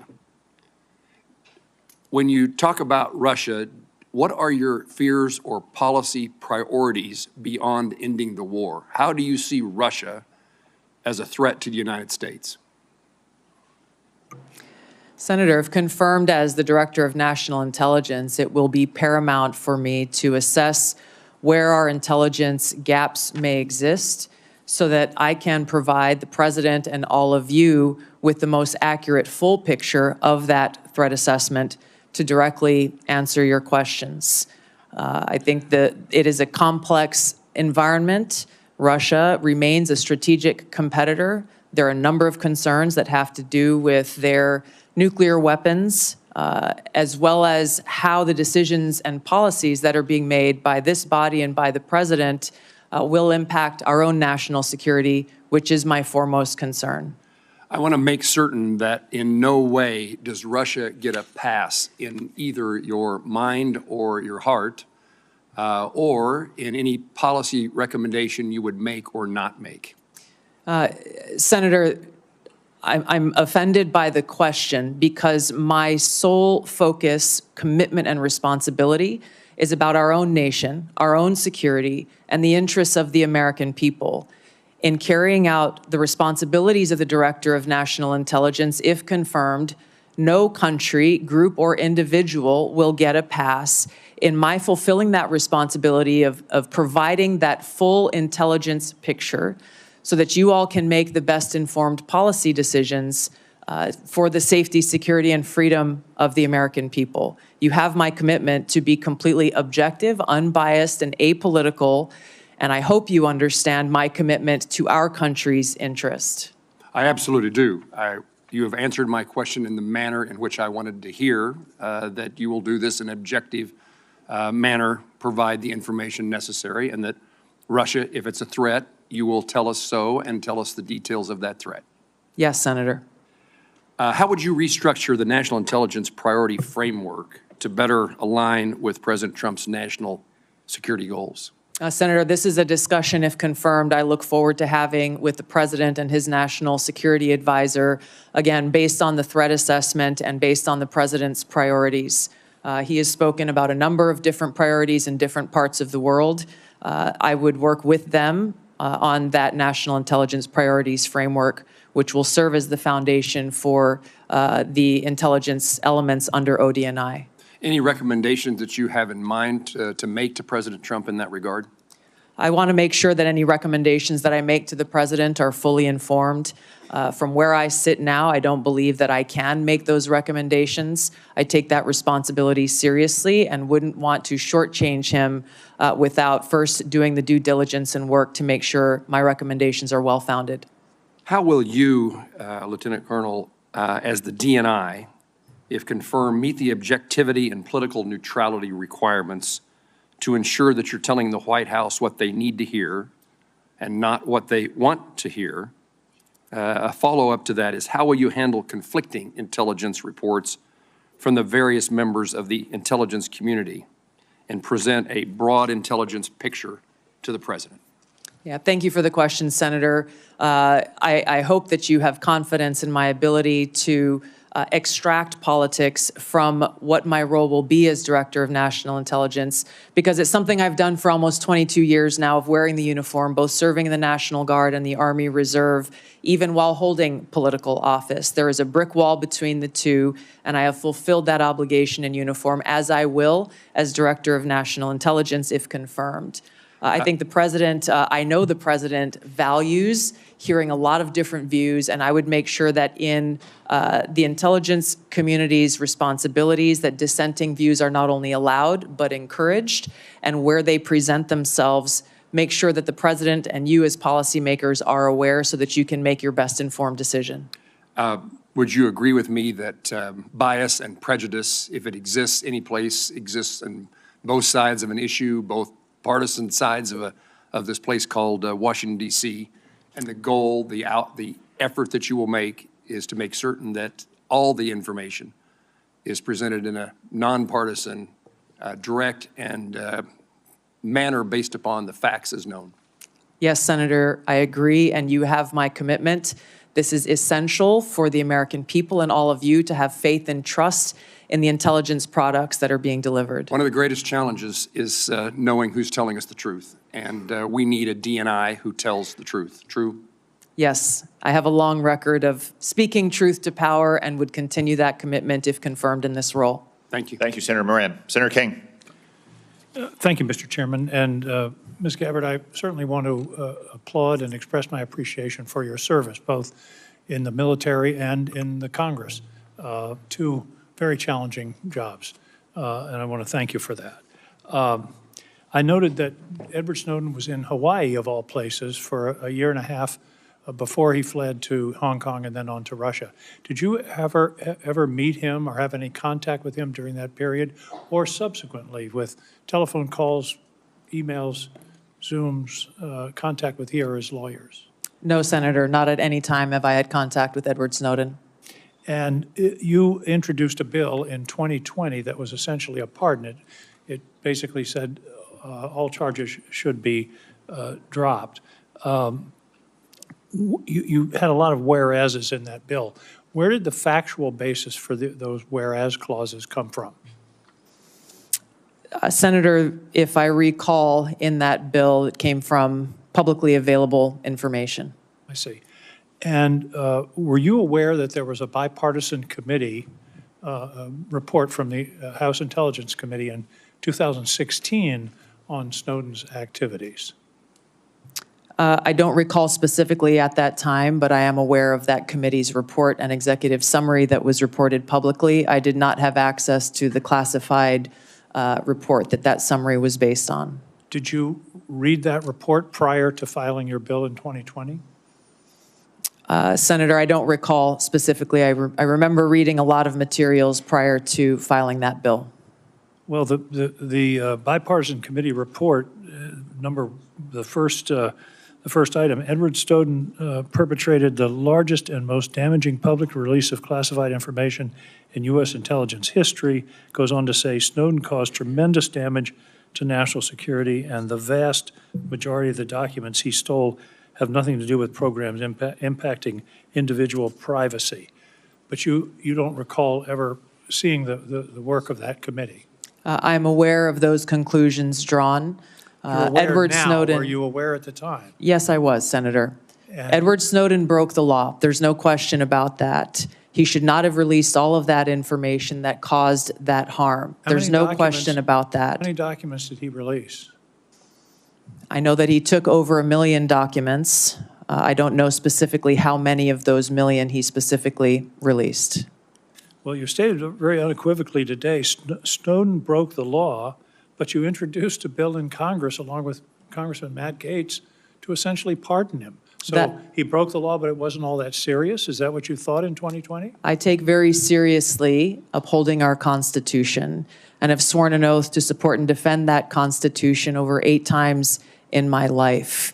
My statements in the past have been reflective of the egregious and illegal programs that were exposed in that leak. But you ignore the vast majority, as the committee found, bipartisan. I think Devin Nunes was the chair, Adam Schiff was the vice chair. The conclusion was that the vast majority of these things that he released had nothing to do with constitutional rights, the Fourth Amendment, but indeed were enormous compromises of our national security. You Senator, I focused on raising concerns around egregious, illegal, and unconstitutional programs that our government was conducting that clearly violated Americans' Fourth Amendment rights. I think the most important thing that I hope all of you find to be relevant here is that if confirmed as Director of National Intelligence, I would take seriously the responsibility to protect our nation's secrets, just as I have for almost 20 years of holding a security clearance of some sort myself, either secret or top secret, and have never once violated the responsibility and privilege that comes with holding that clearance, and have a specific action plan in place to make sure that there is not another Snowden-type leak in the future. I think you testified that you never saw the classified version of this report. That's correct. On page 22 of the report, there's a heading that's not classified that says, what damage did Snowden cause? And then there's a lot of redacted material. Did that not raise a red flag for you? Or do you not recall Edward seeing Snowden that? broke the law. Like I said, I did not have access to that classified. Did you seek access to it? I believe so, yes. This was quite some time ago. But you still introduced your bill to essentially. I take very seriously the protection of American civil liberties and our Fourth Amendment rights. If confirmed as Director of National Intelligence, I'd make sure that there is no further Snowden-type leak in the future, and that those who have concerns have legal channels to raise those concerns so that we don't violate and release our nation's secrets. There are about 20 countries in the world that don't. Senator King, time has expired. Senator Lankford. Tulsi, it's good to see you again. Thanks for the time. Thank you. That we got a chance to be able to spend together, to be able to talk through a lot of these issues. Thanks for your service to the country, both in Congress, though you were in the wrong party at the time, and your service to the country through your service there, including in my great state in Oklahoma, that you had the opportunity to be able to serve there.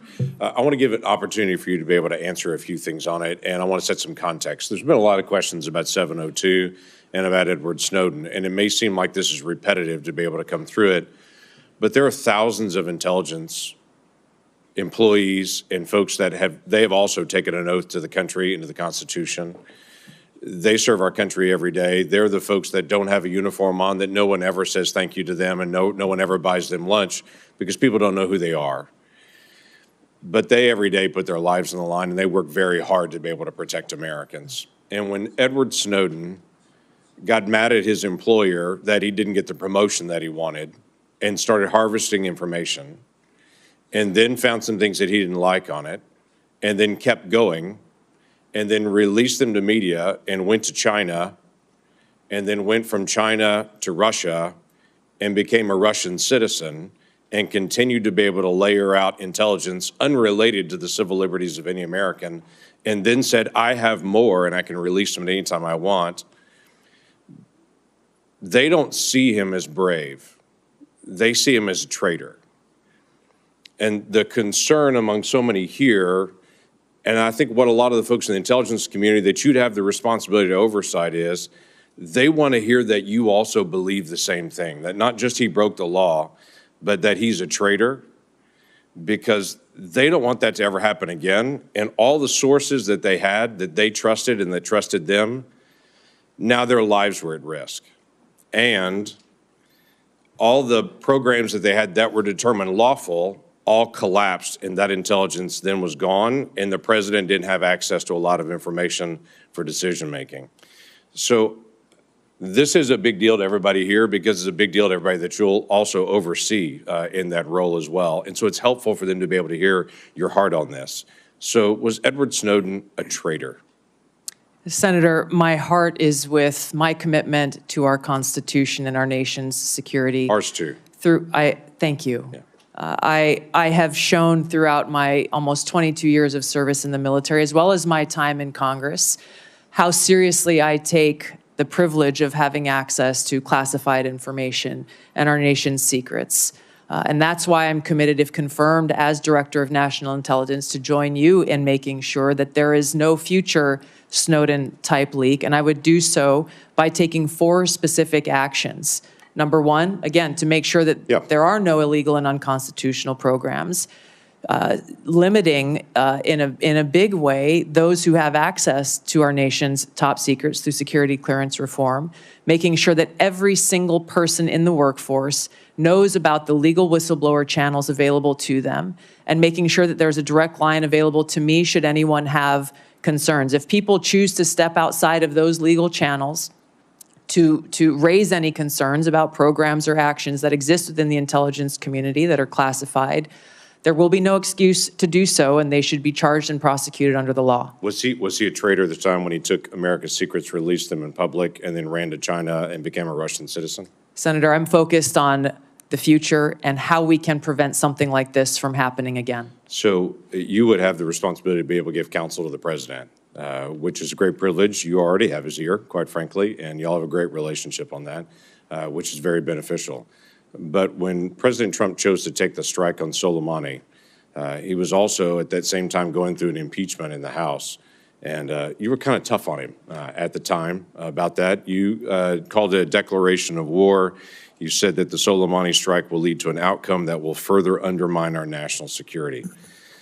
As a member of Congress, I also take seriously declaration of war and our responsibility in that. He was acting in a way that he came out and the intelligence gave that Soleimani was in the process of preparing a strike on American citizens and those folks that were in the field at the time. I guess the question that I have is, the ODNI will sit with the president, will provide options to the president and say, here are the options that you could take. Would you have presented a Soleimani strike at that time, looking back at it now in retrospect and saying this is an option you could take and here's how to be able to do it? Yeah, thank you, Senator. It's an important question. If confirmed as Director of National Intelligence, I would make sure that the president has all of the objective analysis and intelligence reporting so that he can make that best informed decision, including all of the options and actions that he has available to him. which should exist alongside an assessment of what the possible repercussions or responses to those actions may be. My own personal views have no place in that assessment and that providing to the president and his advisors with all of those options available. Thank you, Senator Langford. Senator Bennett. Thank you, Mr. Chairman. I would like to repeat my colleague's question to you. Thank you for being here to answer these questions and for your service. Was Edward Snowden a traitor to the United States of America? Senator, I will also repeat my answer. He broke the law. You said earlier that you were offended by a question that my colleague from Kansas asked, which I think was his duty as somebody on this committee to fulfill his responsibility to advise and consent. We are not here to be a rubber stamp for the President of the United States. So let me ask you again, do you believe, as the chairman of this committee believes, as the vast majority of members of our intelligence agencies believe, that Edward Snowden was a traitor to the United States of America? Senator, if confirmed as Director of National Intelligence, I will work with you to make sure that there is not another Snowden-like leak. Media. It's not a moment to propagate theories, conspiracy theories, or attacks on journalism in the United States. This is when you need to answer the questions of the people whose votes you're asking for to be confirmed as the Chief Intelligence Officer of this nation. As my colleague said, this is not about you. It's about the people that serve the intelligence agencies of the United States. Is Edward Snowden a traitor to the United States of America? That is not a hard question to answer when the stakes are this high. Senator, as someone who has your served answer, in yes uniform, or no, is Edward Snowden a traitor to the United States of America? as someone who has worn our uniform in combat, I understand how critical our national security Apparently is. you don't. Apparently you don't. Let me ask you, I've worked very hard to put your own words here in front of the committee. Not, fake news, not conspiracy theories on the internet, but the actual things that you have said.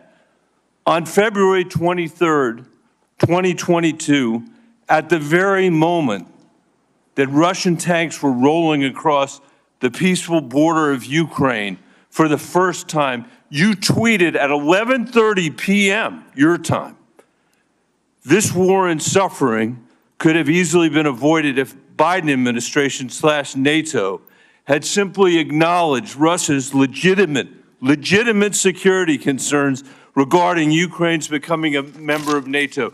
Did you say that, yes or no? I believe you're reading my tweet, Senator. Yes is the answer. A few months later, you said on your podcast, and I quoted it, quote, "But this regime change war against Russia that the U.S. and NATO are waging via their proxy in Ukraine didn't begin when Putin invaded Ukraine. They had their eyes set on this objective long before that." Did you say that, yes or no? I believe you're reading my tweet. Thank There's you. a lot The answer more. is yes. You're quoting a podcast that provided much more I'm happy to have a context. conversation with the chairman about whether I'm taking anything out of context. I don't think I am. And your answer is yes. Are you aware that your comments about proxy wars and Russia's legitimate security concerns, to quote your own words, are in alignment with what the Russians have said to justify their invasion of Ukraine? Yes or no? Senator, I don't pay attention to Russian propaganda. My goal is to speak the truth, regardless of whether you like it or not. I'll take it. That's fine. You said you are used to speaking truth to power. Yes. I'm shocked to hear you now say that, you are agreeing. I'm not shocked because I know you said it. You are agreeing that you basically said that Putin was justified in rolling over the peaceful border of Ukraine the first time since World War II. that a free nation had been invaded by a totalitarian state, and you were there at 11:30 p.m. that night to say that you were with them, not us. And let me tell you something. You say you don't know because you don't read Russian propaganda. Russian state TV then aired your comments. Did you know that? Senator, I think you should also quote the statement that I made criticizing Putin for his invasion of Ukraine. What I would say, Mr. Chairman, with the last, it's up to all of us. We're the Senate. We get to decide whether we're going to confirm this nominee. Obviously, we didn't select this nominee. But can't we do better than somebody who doesn't believe in 702? Can't we believe that somebody who can't answer whether Snowden was a traitor 5 times today, who made excuses for Vladimir Putin's invasion of Ukraine, the first time that I'm aware of any American official has done that? I'm questioning her judgment. That's the issue that's at stake here. And as you said, and I totally agree, this is about our intelligence officers. And you cannot answer. Most of what we do here is in secret.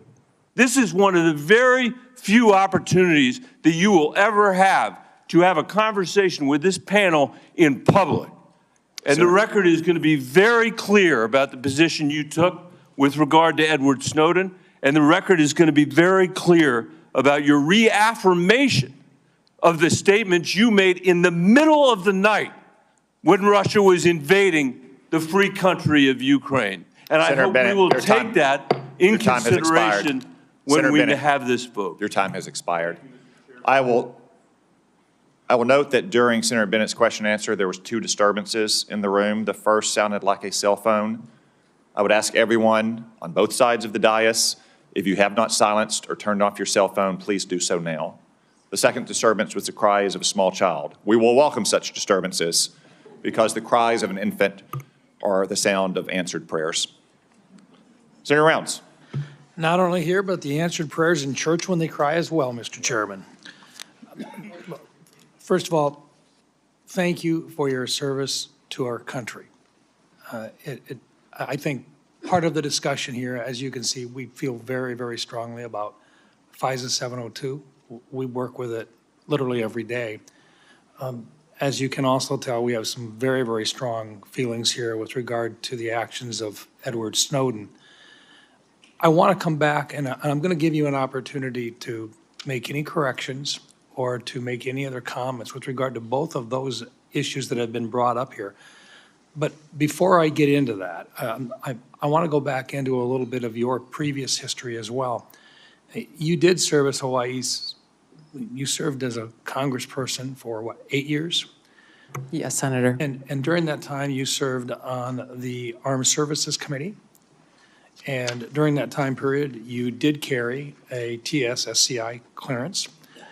You worked your way through that time period. You had an opportunity to look at a lot of information.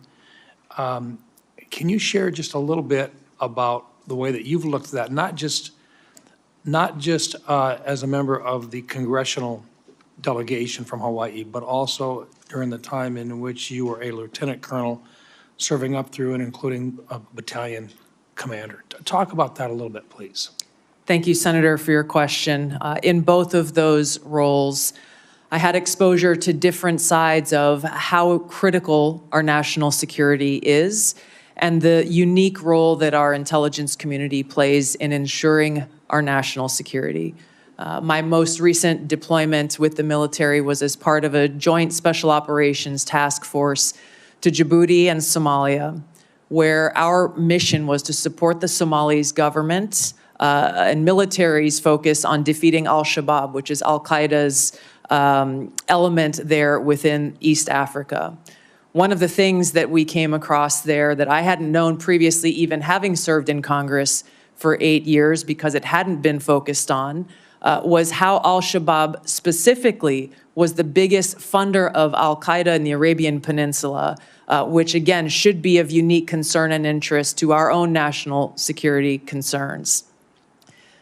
Being able to engage with world leaders in both capacities, in uniform and as a member of Congress, being a customer of intelligence in both of those roles gives me a unique perspective, if confirmed as Director of National Intelligence, to come in with fresh eyes, to come in with some of the frustrations that I experienced as a member of Congress with the lack of information that we received from the intelligence community, oftentimes feeling as though everything we heard in a brief could have been read in the newspaper that morning, and the essential oversight role that all of you play here in Congress. You are unable to do so unless you are equipped with that intelligence and information. I'm committed to fulfilling that responsibility if confirmed as Director of National Intelligence. Okay, now, when you and I first met, I told you that I thought you needed to kind of take a change in the direction that you were going with regard to how you were approaching the private conversations, and that we wanted you to sit down and to meet with some folks who were directly involved in gathering the intelligence and so forth. You did that. Yes. And then we came back and we sat back down again. And what those individuals who I had talked to and I asked you to talk with shared with me that they thought that you were a quick study and that you had the opportunity to look at a number of the issues that this committee considers to be extremely sensitive, and 702 in particular.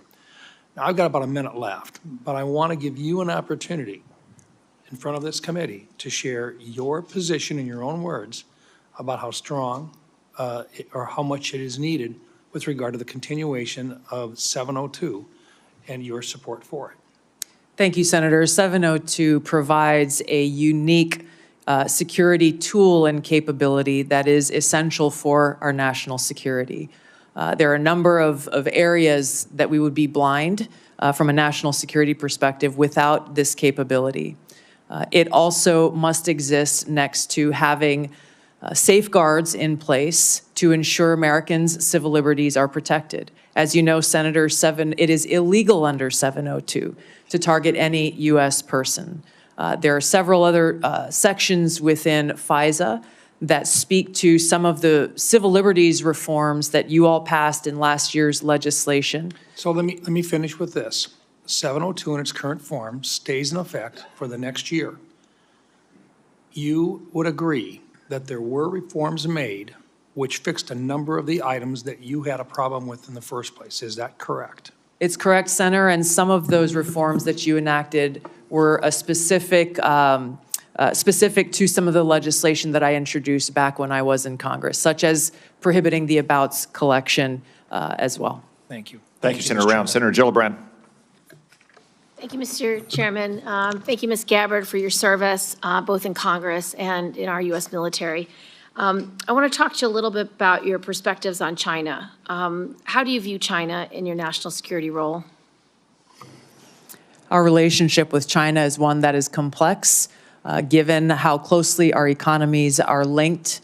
There are a number of challenges and threats that need to be navigated with respect to China, some of which have come up most recently with this very serious cyber exploitation in Salt Typhoon and Volt Typhoon that seemingly took us by surprise, and the compromising of our major telecom companies and an area of significant and great concern.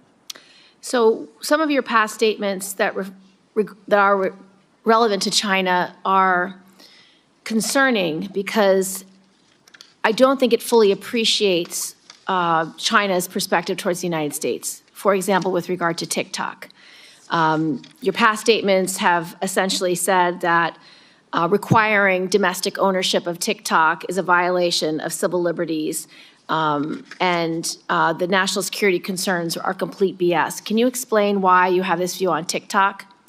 The position that I previously made, obviously not as a member of Congress, as you consider the TikTok legislation, were centered around the protection of Americans' First Amendment rights and the lack of data privacy legislation, frankly, that would apply to TikTok, Facebook, X, all of these different social media applications that collect on us as users of these applications. There were other provisions within that legislation that granted very vague and grandiose authorities to the president on deciding which private companies are or are not a national security threat. So let's talk about China specifically, because this is where I want to make sure you understand what's at stake. we've had concerns over many years that when China owns infrastructure, it can manipulate that infrastructure. It can use it for spying. It could use it, turn it on or off. And you've actually addressed some of the most recent cyber attacks that we believe China had relevant participation. The challenge is if China owns TikTok, it means they can spy on the United States, on the American people. It can take all the data from our children. It can change the narrative about what people are talking about through their algorithms. If it wants to create misinformation or malign foreign influence, it's very easy. So can you understand why it's so important that we require domestic ownership of TikTok? I understand the concern, Senator. I would just reiterate some of my concerns that I stated in the past about how this really is an issue about data privacy, because so much of what is collected by all of these, even U.S.-owned companies, can be sold to any country. I get it, and that is a bigger issue for Congress to wrestle, and I am all in for that conversation. But I want you to appreciate China.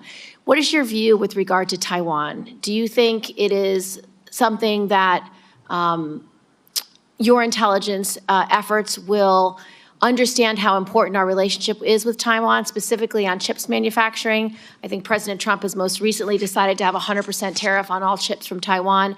And your statements, particularly about the bill we passed, the CHIPS Act, to make sure that domestic production is invested in, and so that we have that supply chain, and so we have that national security. But your public statements about the CHIPS Act have been very negative and don't seem to appreciate how important that independence is for our national security, to be beholden to China, to be beholden to Taiwan, to be in a place where we can't do our own national intelligence.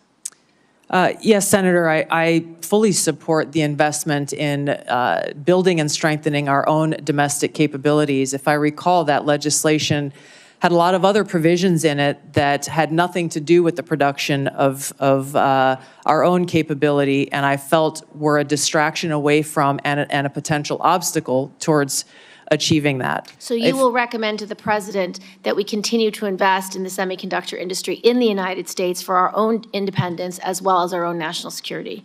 Yes, Senator, and I would base my recommendations on a number of all of these issues, if confirmed as D&I, based on the full assessment of the intelligence picture so that the president understands the ramifications and the potential cost towards any one of these policy positions that he will make and all of you will make. And last, I want to return to the Soleimani strike. At the time, you said it was illegal, that President Trump did was illegal, would cause very significant problems down the line. What is your position on that strike, and will you be able to advise the president in future issues with regard to national security? Those broader issues that I raised with regard to war powers, I have been consistent on. I didn't have access to all of the information behind that strike at the time, and my concerns were that that may be an escalatory action. President Trump was right. There was no escalation beyond that, and his policies towards Iran turned out to be very effective for our own national security. Thank you, Senator Gillibrand. Do you disagree with the president taking away the protection for those who are now being targeted in retaliation for the Soleimani strike, such as previous Secretary Pompeo?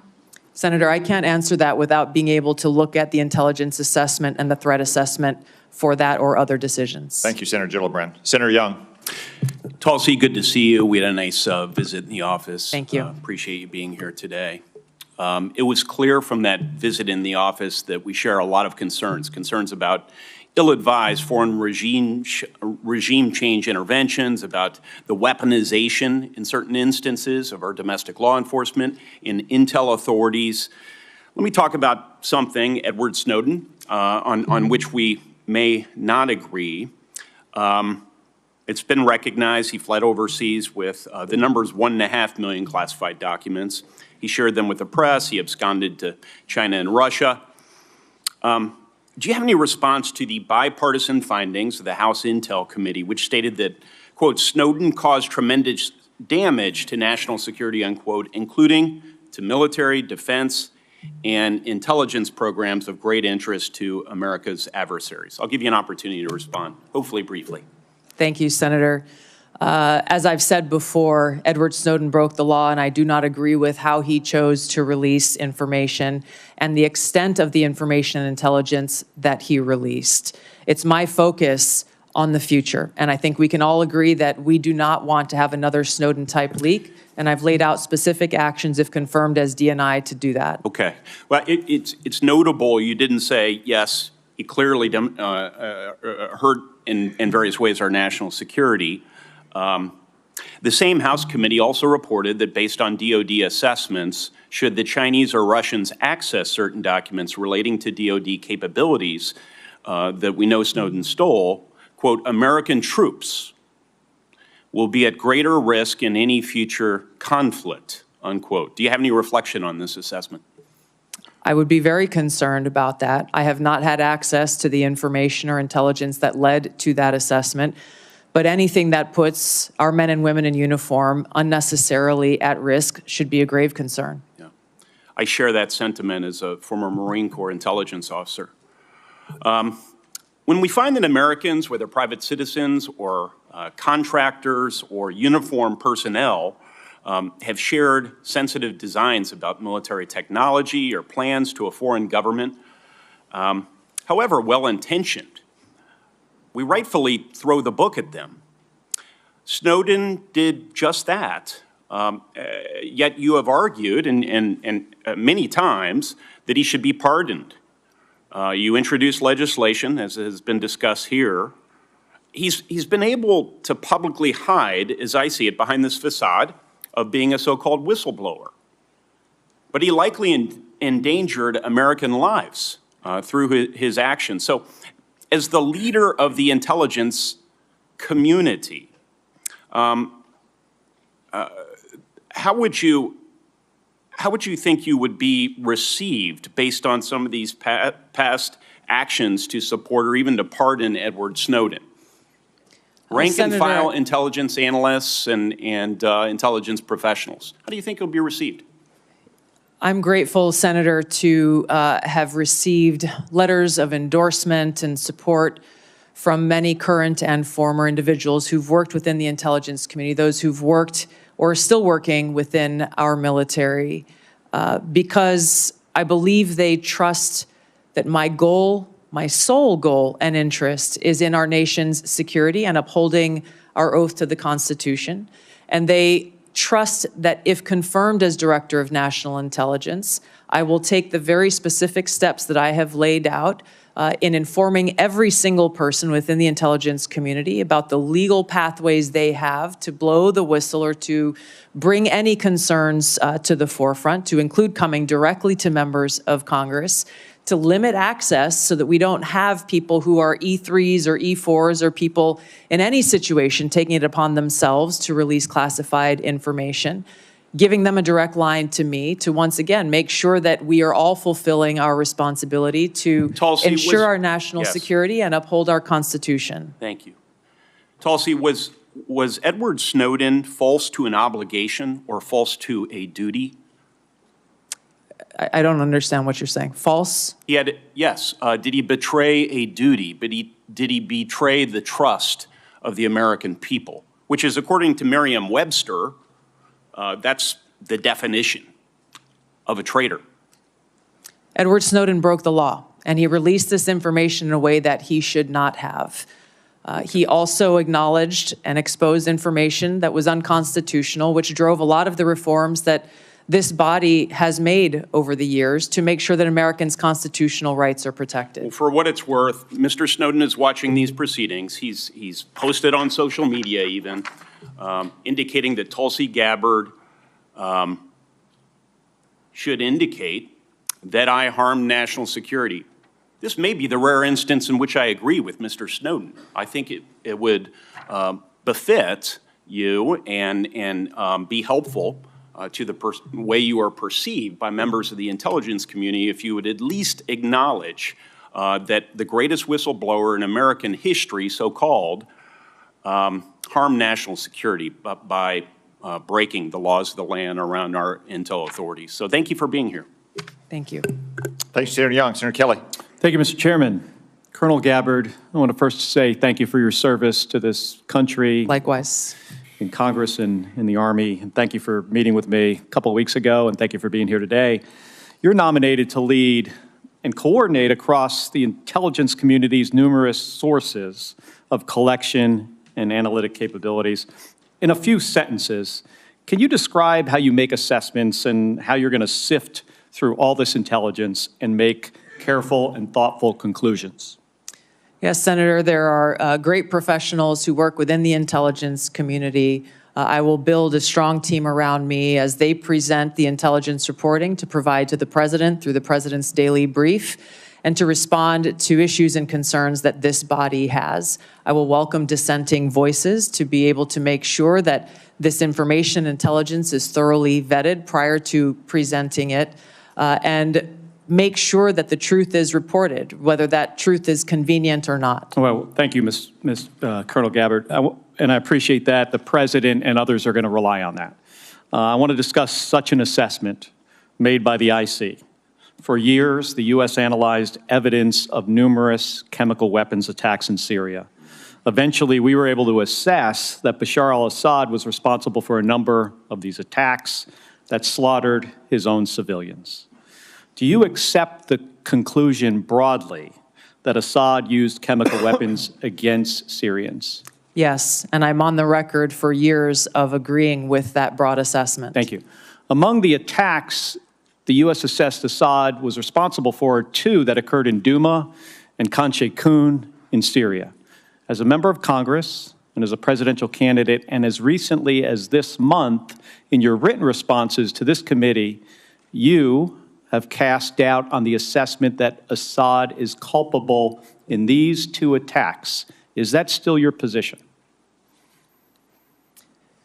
Senator, I raised those questions given conflicting information and evidence that was presented at that time. Okay. Well, thank you. So, to help inform the public, the Trump administration released declassified intelligence in 2017 and again in 2018, showing how experts analyzed multiple types of evidence, satellite imagery, medical experts' witnesses, describing sources and showing the reasoning used to determine Assad's culpability in using these chemical weapons, including in Douma and Khan Sheikhoun in these attacks, the ones that you questioned. I have 2 documents I want to submit for the record, Mr. Chairman. Admitted. Thank you. Were you aware of the declassified assessments, the one I referenced? Yes, I was. And as a member of the House Armed Services Committee and the Foreign Affairs Committee, did you take time to review these? Yes. Okay, thank you. And can you explain to me then why you doubted the intelligence community's conclusions in these 2 cases, Douma and Khan Sheikhoun, but not the others? And please be specific. These 2 cases were being looked at as to be used as a pretext for major military movement, and my fear was a repeat of the deployment of another 500,000 soldiers like we saw in Iraq towards what was the Obama administration's goal, which was regime change in Syria. The question specifically that I raised around these 2 came about because there were 2 reasons. One, that assessment was made with high confidence and low information. The information that they had came from those on the ground in an al-Qaeda-controlled area, and therefore were al-Qaeda-linked sources. And there was conflicting information that came from the UN's Office on the Prohibition of Chemical Weapons inspectors, as well as an MIT professor, Ted Postel, So I want who to looked talk at about him these for a extensively. second. So did you look into his credentials, yes or no? Yes. And were you aware of his appearances on Russian Today, which is used by the Russians to disseminate government-approved messages? No. Were you aware Postel relied on a chemistry student with a record of defending the Assad regime? At that time, I was not. I have been made aware since. Do you consider this person or these 2 individuals now, do you consider them a better source for the chemistry of sarin gas than the U.S. intelligence community? I assess that at the time, the information, I don't know the second person you're referring to, but MIT professor Ted Postel and the inspectors of the OPCW provided some credible questions that deserved examination. Okay, thank you. Did you attempt to weigh Postal's claims against the significant evidence and assessments already conducted by the IC? Yes, I did. Okay, thank you. So here's my concern here, Colonel. When we began this, you described a thoughtful approach to analyzing intelligence and reaching conclusions. This is what we expect of our professionals. But we just kind of walked through how you came to question Assad's use of chemical weapons in these two cases with a different approach. And I don't reject seeking out differing viewpoints. We need to do that. But you started from a place of doubting the conclusions of the U.S. intelligence community, and then you sought out information that confirmed your viewpoint.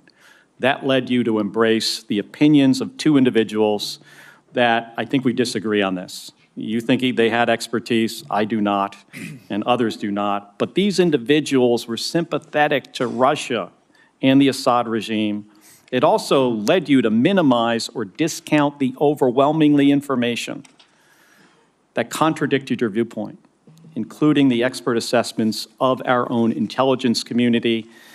And they don't get it right 100% of the time. I get that. But what I have seen makes it clear that at the same time that you were skeptical of our intelligence community's assessments, you would not apply the same skepticism to information that came from sympathizers of Russia and Assad.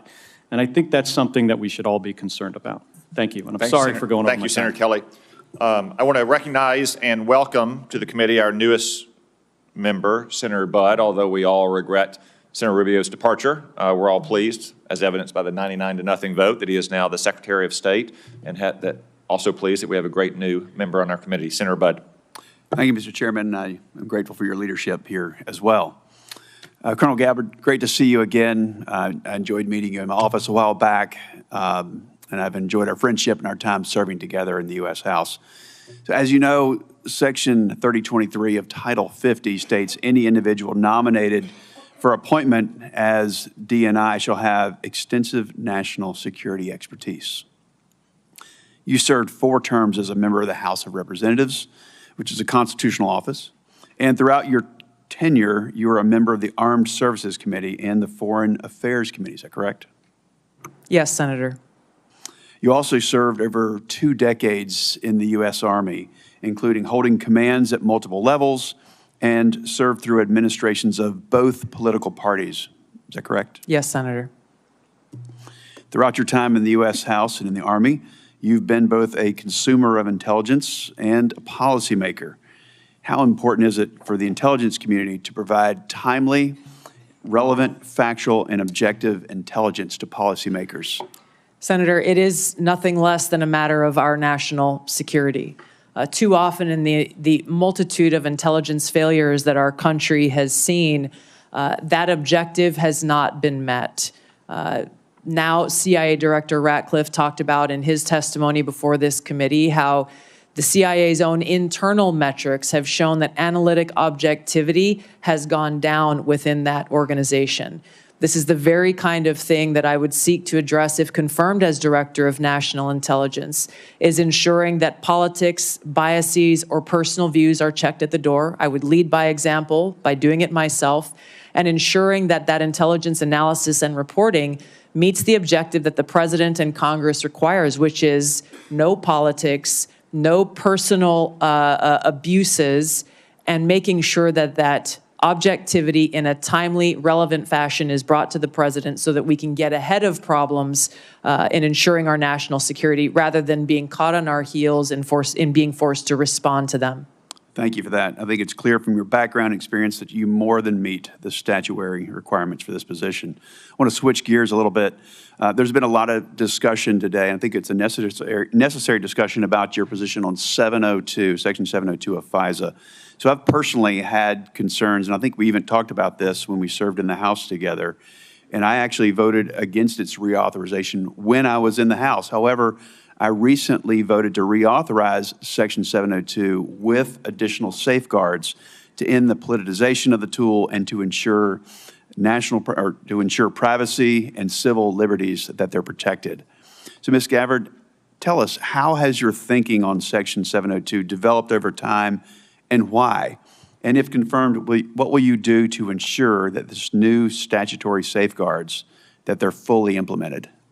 Well, Senator, as you pointed out, many of the concerns that we raised when we served in the House of Representatives were centered around the lack of safeguards to protect Americans' Fourth Amendment rights and civil liberties as it pertains to searching of U.S. persons with that incidental collection that occurs under 702.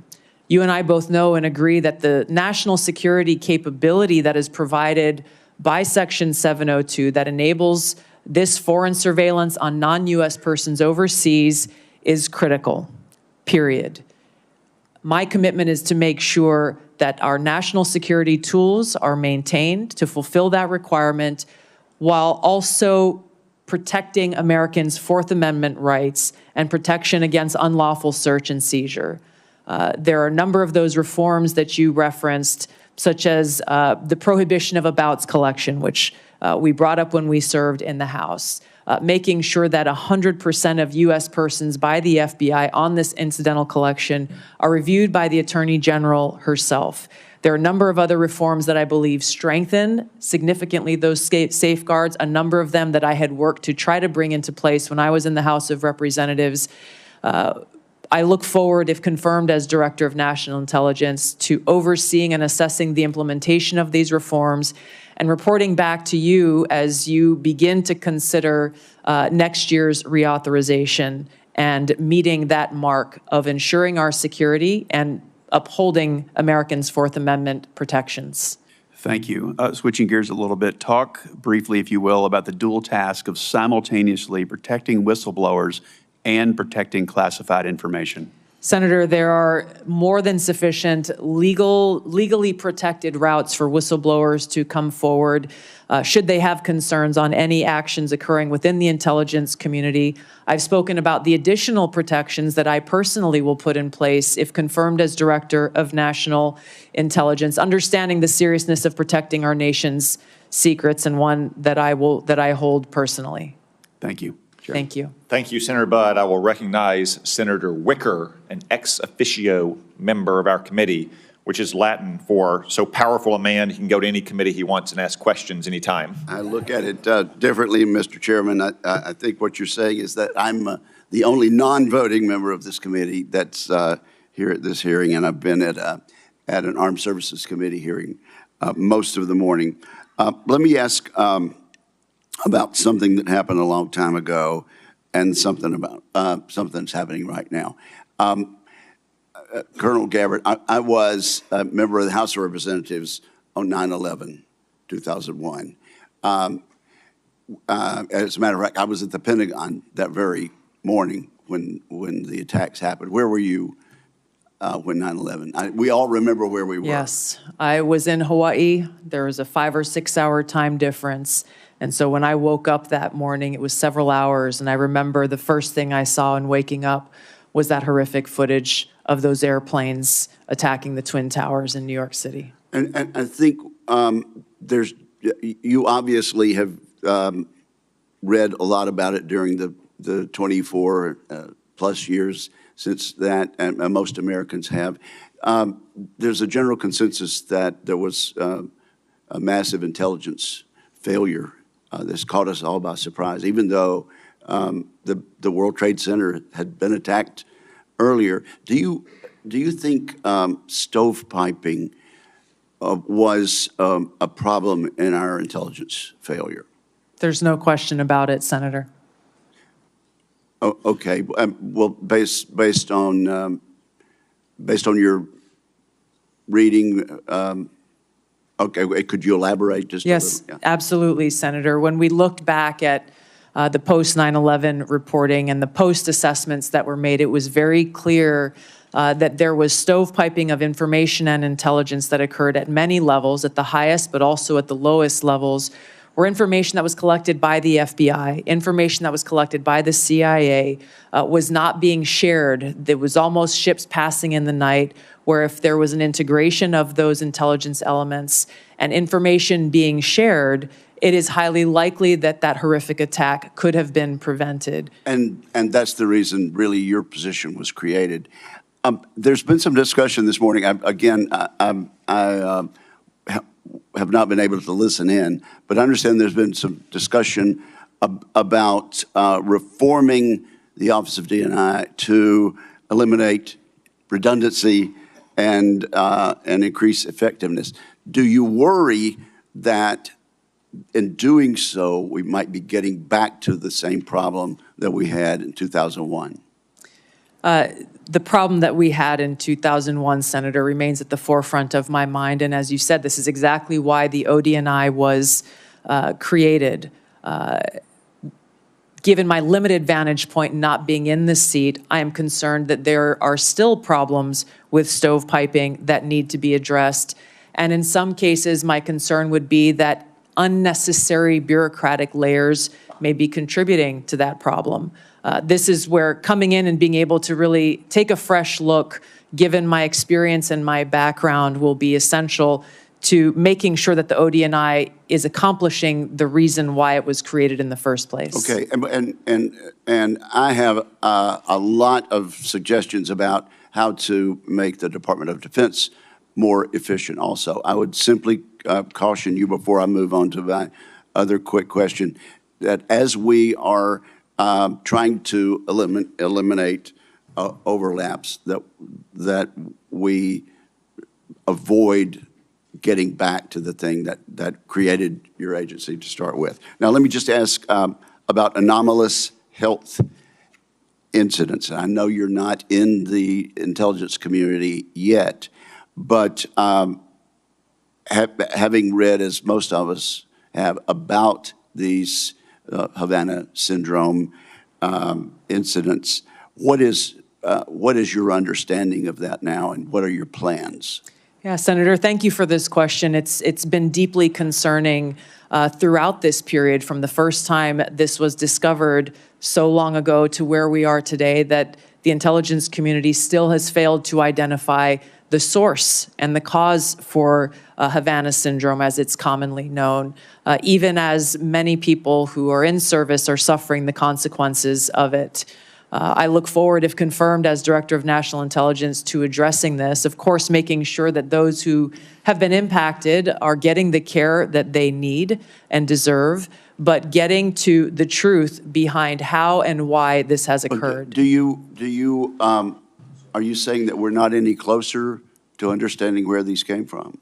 Based on my understanding, there has not been any definitive reporting from the intelligence community on the source and the cause for these anomalous health incidents. Okay, well, perhaps you'd like to, I could follow up on the record. I'd look forward to that. that. I think there's some more public information that is recent about that. Thank you, ma'am. Appreciate it. Thank you, Senator. Senator Wicker. As I acknowledged at the outset, it is the custom of this committee to allow a follow-up question for senators who remain present at the end of the regular 5-minute round of questions. I remember everyone, this is a follow-up question, not a 5-minute round. We will have Ms. Gabbard in a closed session where each of us will have yet another 5-minute round of questioning. Is there any senator who wishes to be recognized for a follow-up question? Senator Wyden. Thank you very much.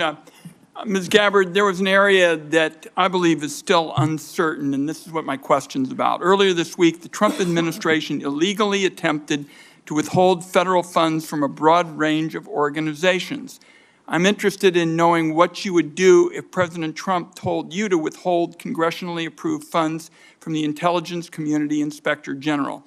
So my question is, if President Trump orders you to withhold appropriated funds from the Inspector General, will you refuse that illegal order?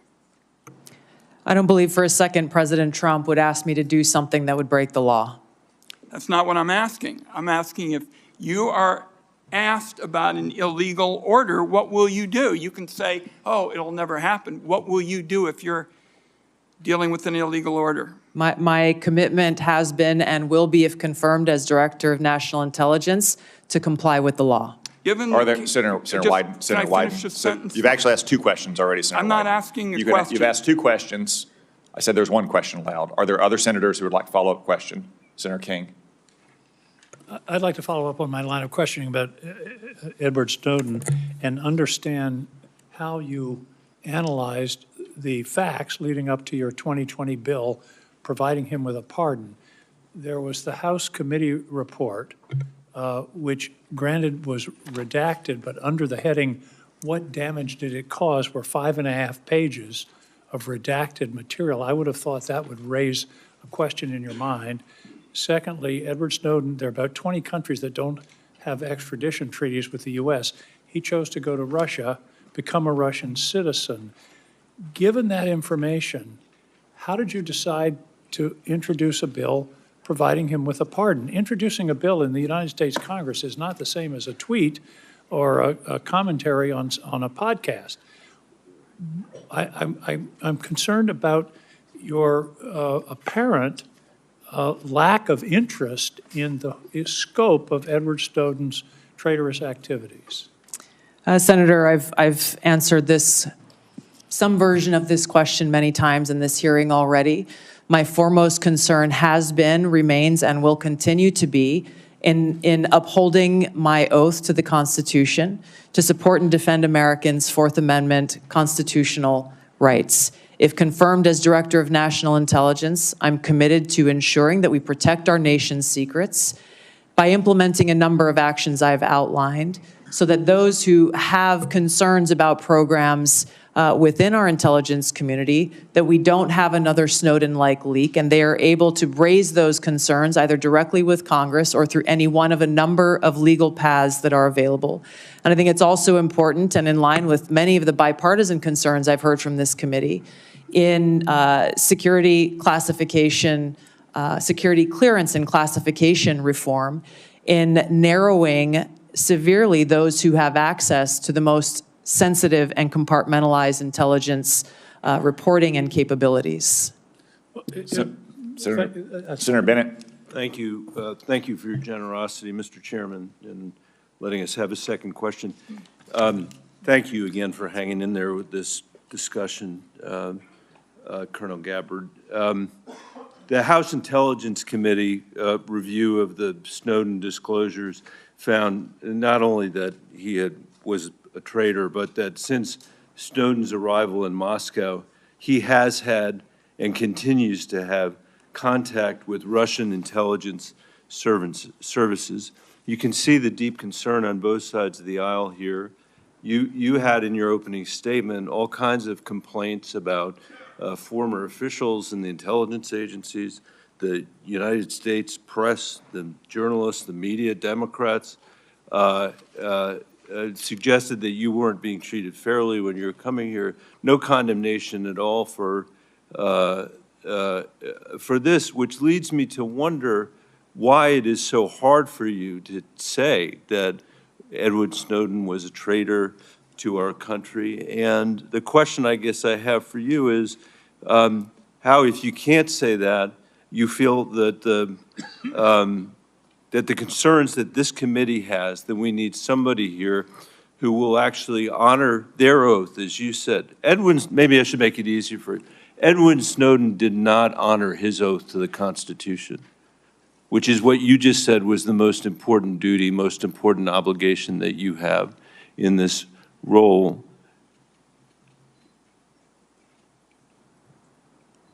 Why is he being treated like a folk hero by you instead of the traitor that he was?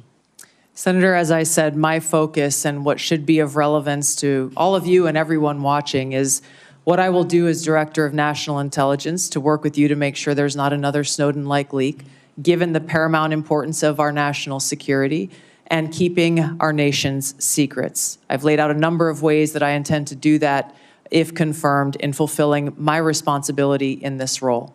Thank you, Mr. Chairman.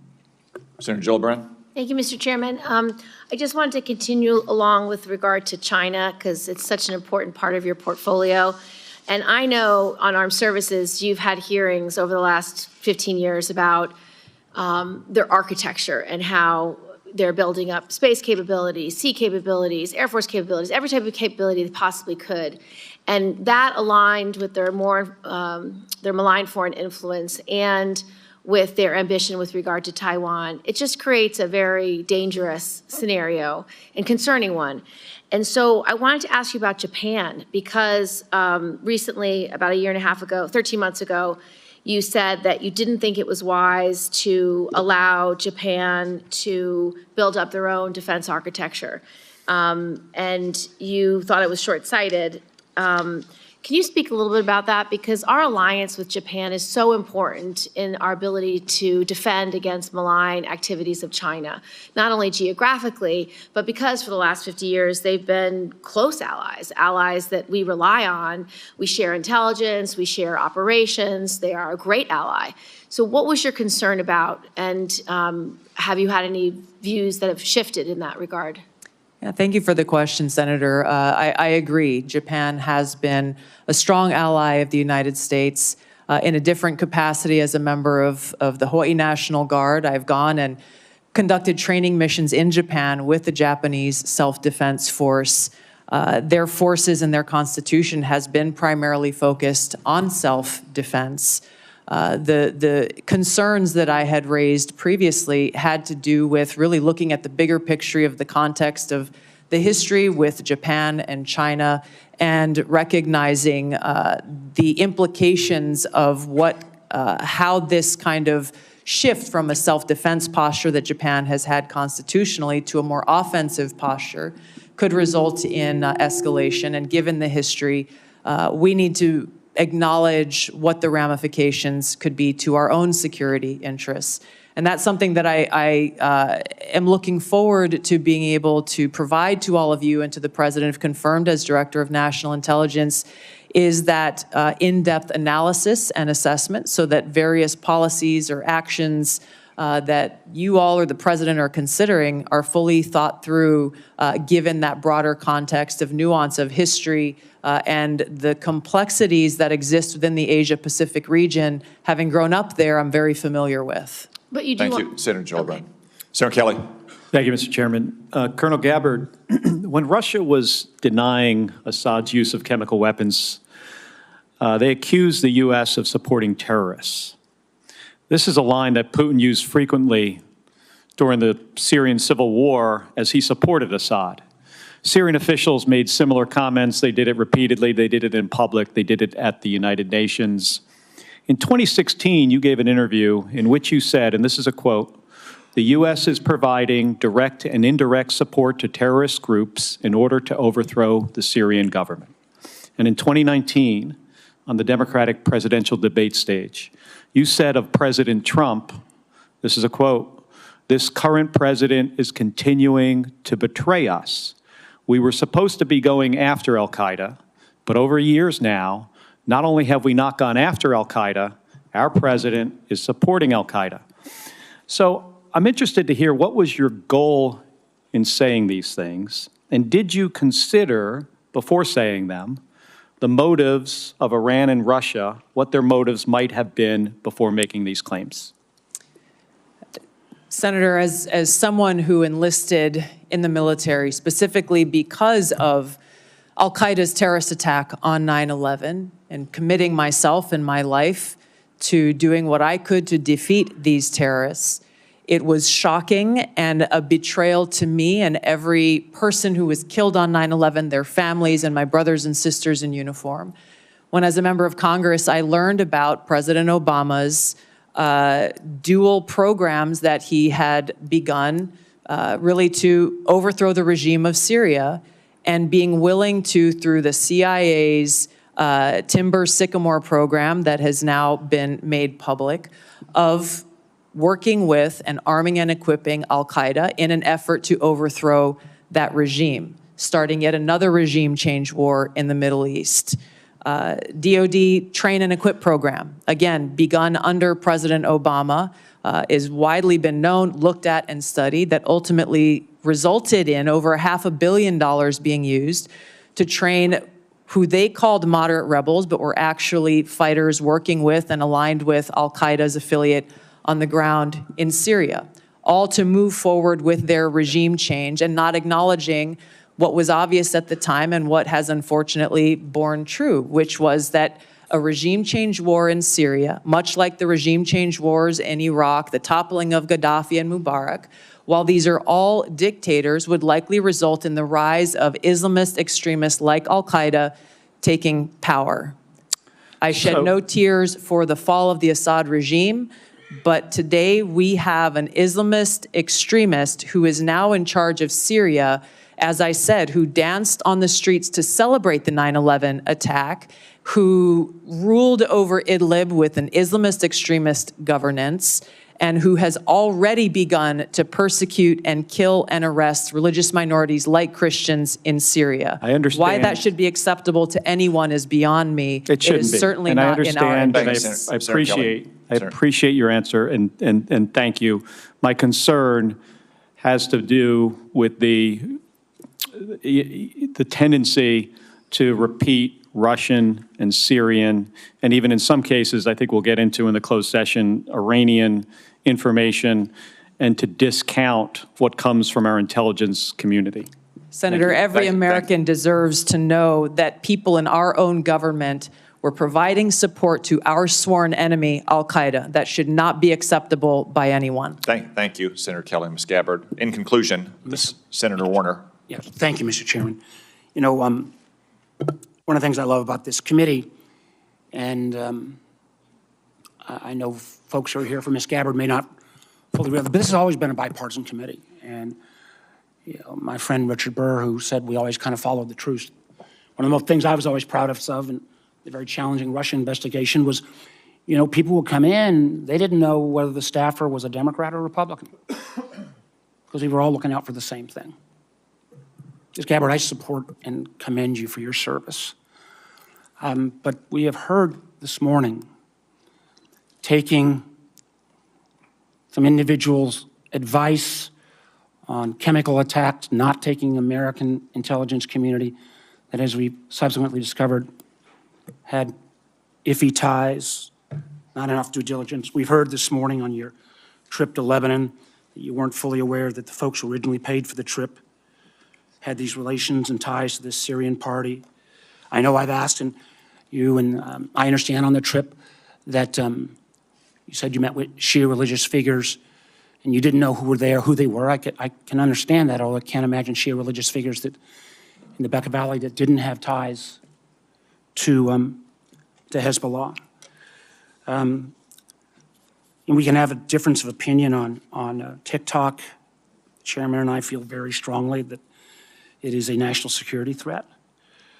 On 702, I'm candidly confused. I thought you answered Senator Wyden, you're in favor of a warrant. Senator Cornyn, I thought you backed off of that. And then on Edward Snowden, you won't back off of Brave. You won't back off of your legislation.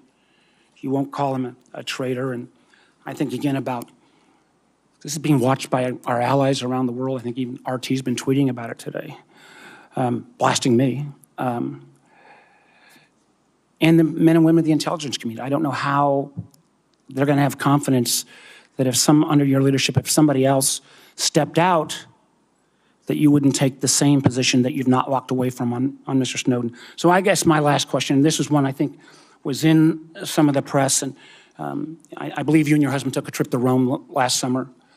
And you know, I'm not talking about the conference. I think you didn't ask who paid for the trip. I just want to get this off the record right now. Not if you and your husband reimbursed, but did you pay for the trip in the outset, or There was a nonprofit organization that was coordinating with the Vatican to set up this meeting that was centered around peace and security interests in the Western Hemisphere. I'm not going to go into that. I just want to just make sure. So you didn't understand your trip was paid for by a gentleman named Pierre Louvarier and the Clementi Foundation? The nonprofit, my understanding, was paid for the trip. Mr. Louvarier has enormous ties to Konstantin Malovov. I'm mispronouncing his name, but who is somebody that America has sanctioned. I imagine we can get into this in the classified hearing, but again, the due diligence that's required before you take these trips or make these assumptions is something that I find very troubling. Thank you, Mr. Chairman. Thank you, Senator Warner. I would also note that that same New York Times story reported that there's no indication that Ms. Gabbard did anything wrong on that trip. Ms. Gabbard, thank you for your time and for your testimony. Thank you, most importantly, for your service to our nation. As I said at the outset, it's no secret that this nomination has generated more attention and interest than most nominees before this committee. We have received a large number of statements, letters, and other such materials in support of and in opposition to Ms. Gabbard's nomination. I will submit all of those for the record. For the benefit of senators, it is also my intention to hold a committee vote on Ms. Gabbard's nomination as soon as possible. Therefore, for planning purposes, any senator who wishes to submit questions for the record after today's hearing, please do so by close of business tomorrow. That is Friday, January 31st, 5 p.m. Eastern Time. Now, let me explain what will happen next. Committee security and Mrs. Gabbard's security will escort her and her immediate party out of this room through the door behind me. Everyone else will remain seated in this room. The Capitol Police will secure that door so no one else leaves this room until Ms. Gabbard has reached her break room in preparation for the closed session. We will convene in that closed session in approximately 30 minutes at 1:10 p.m. This open session is adjourned.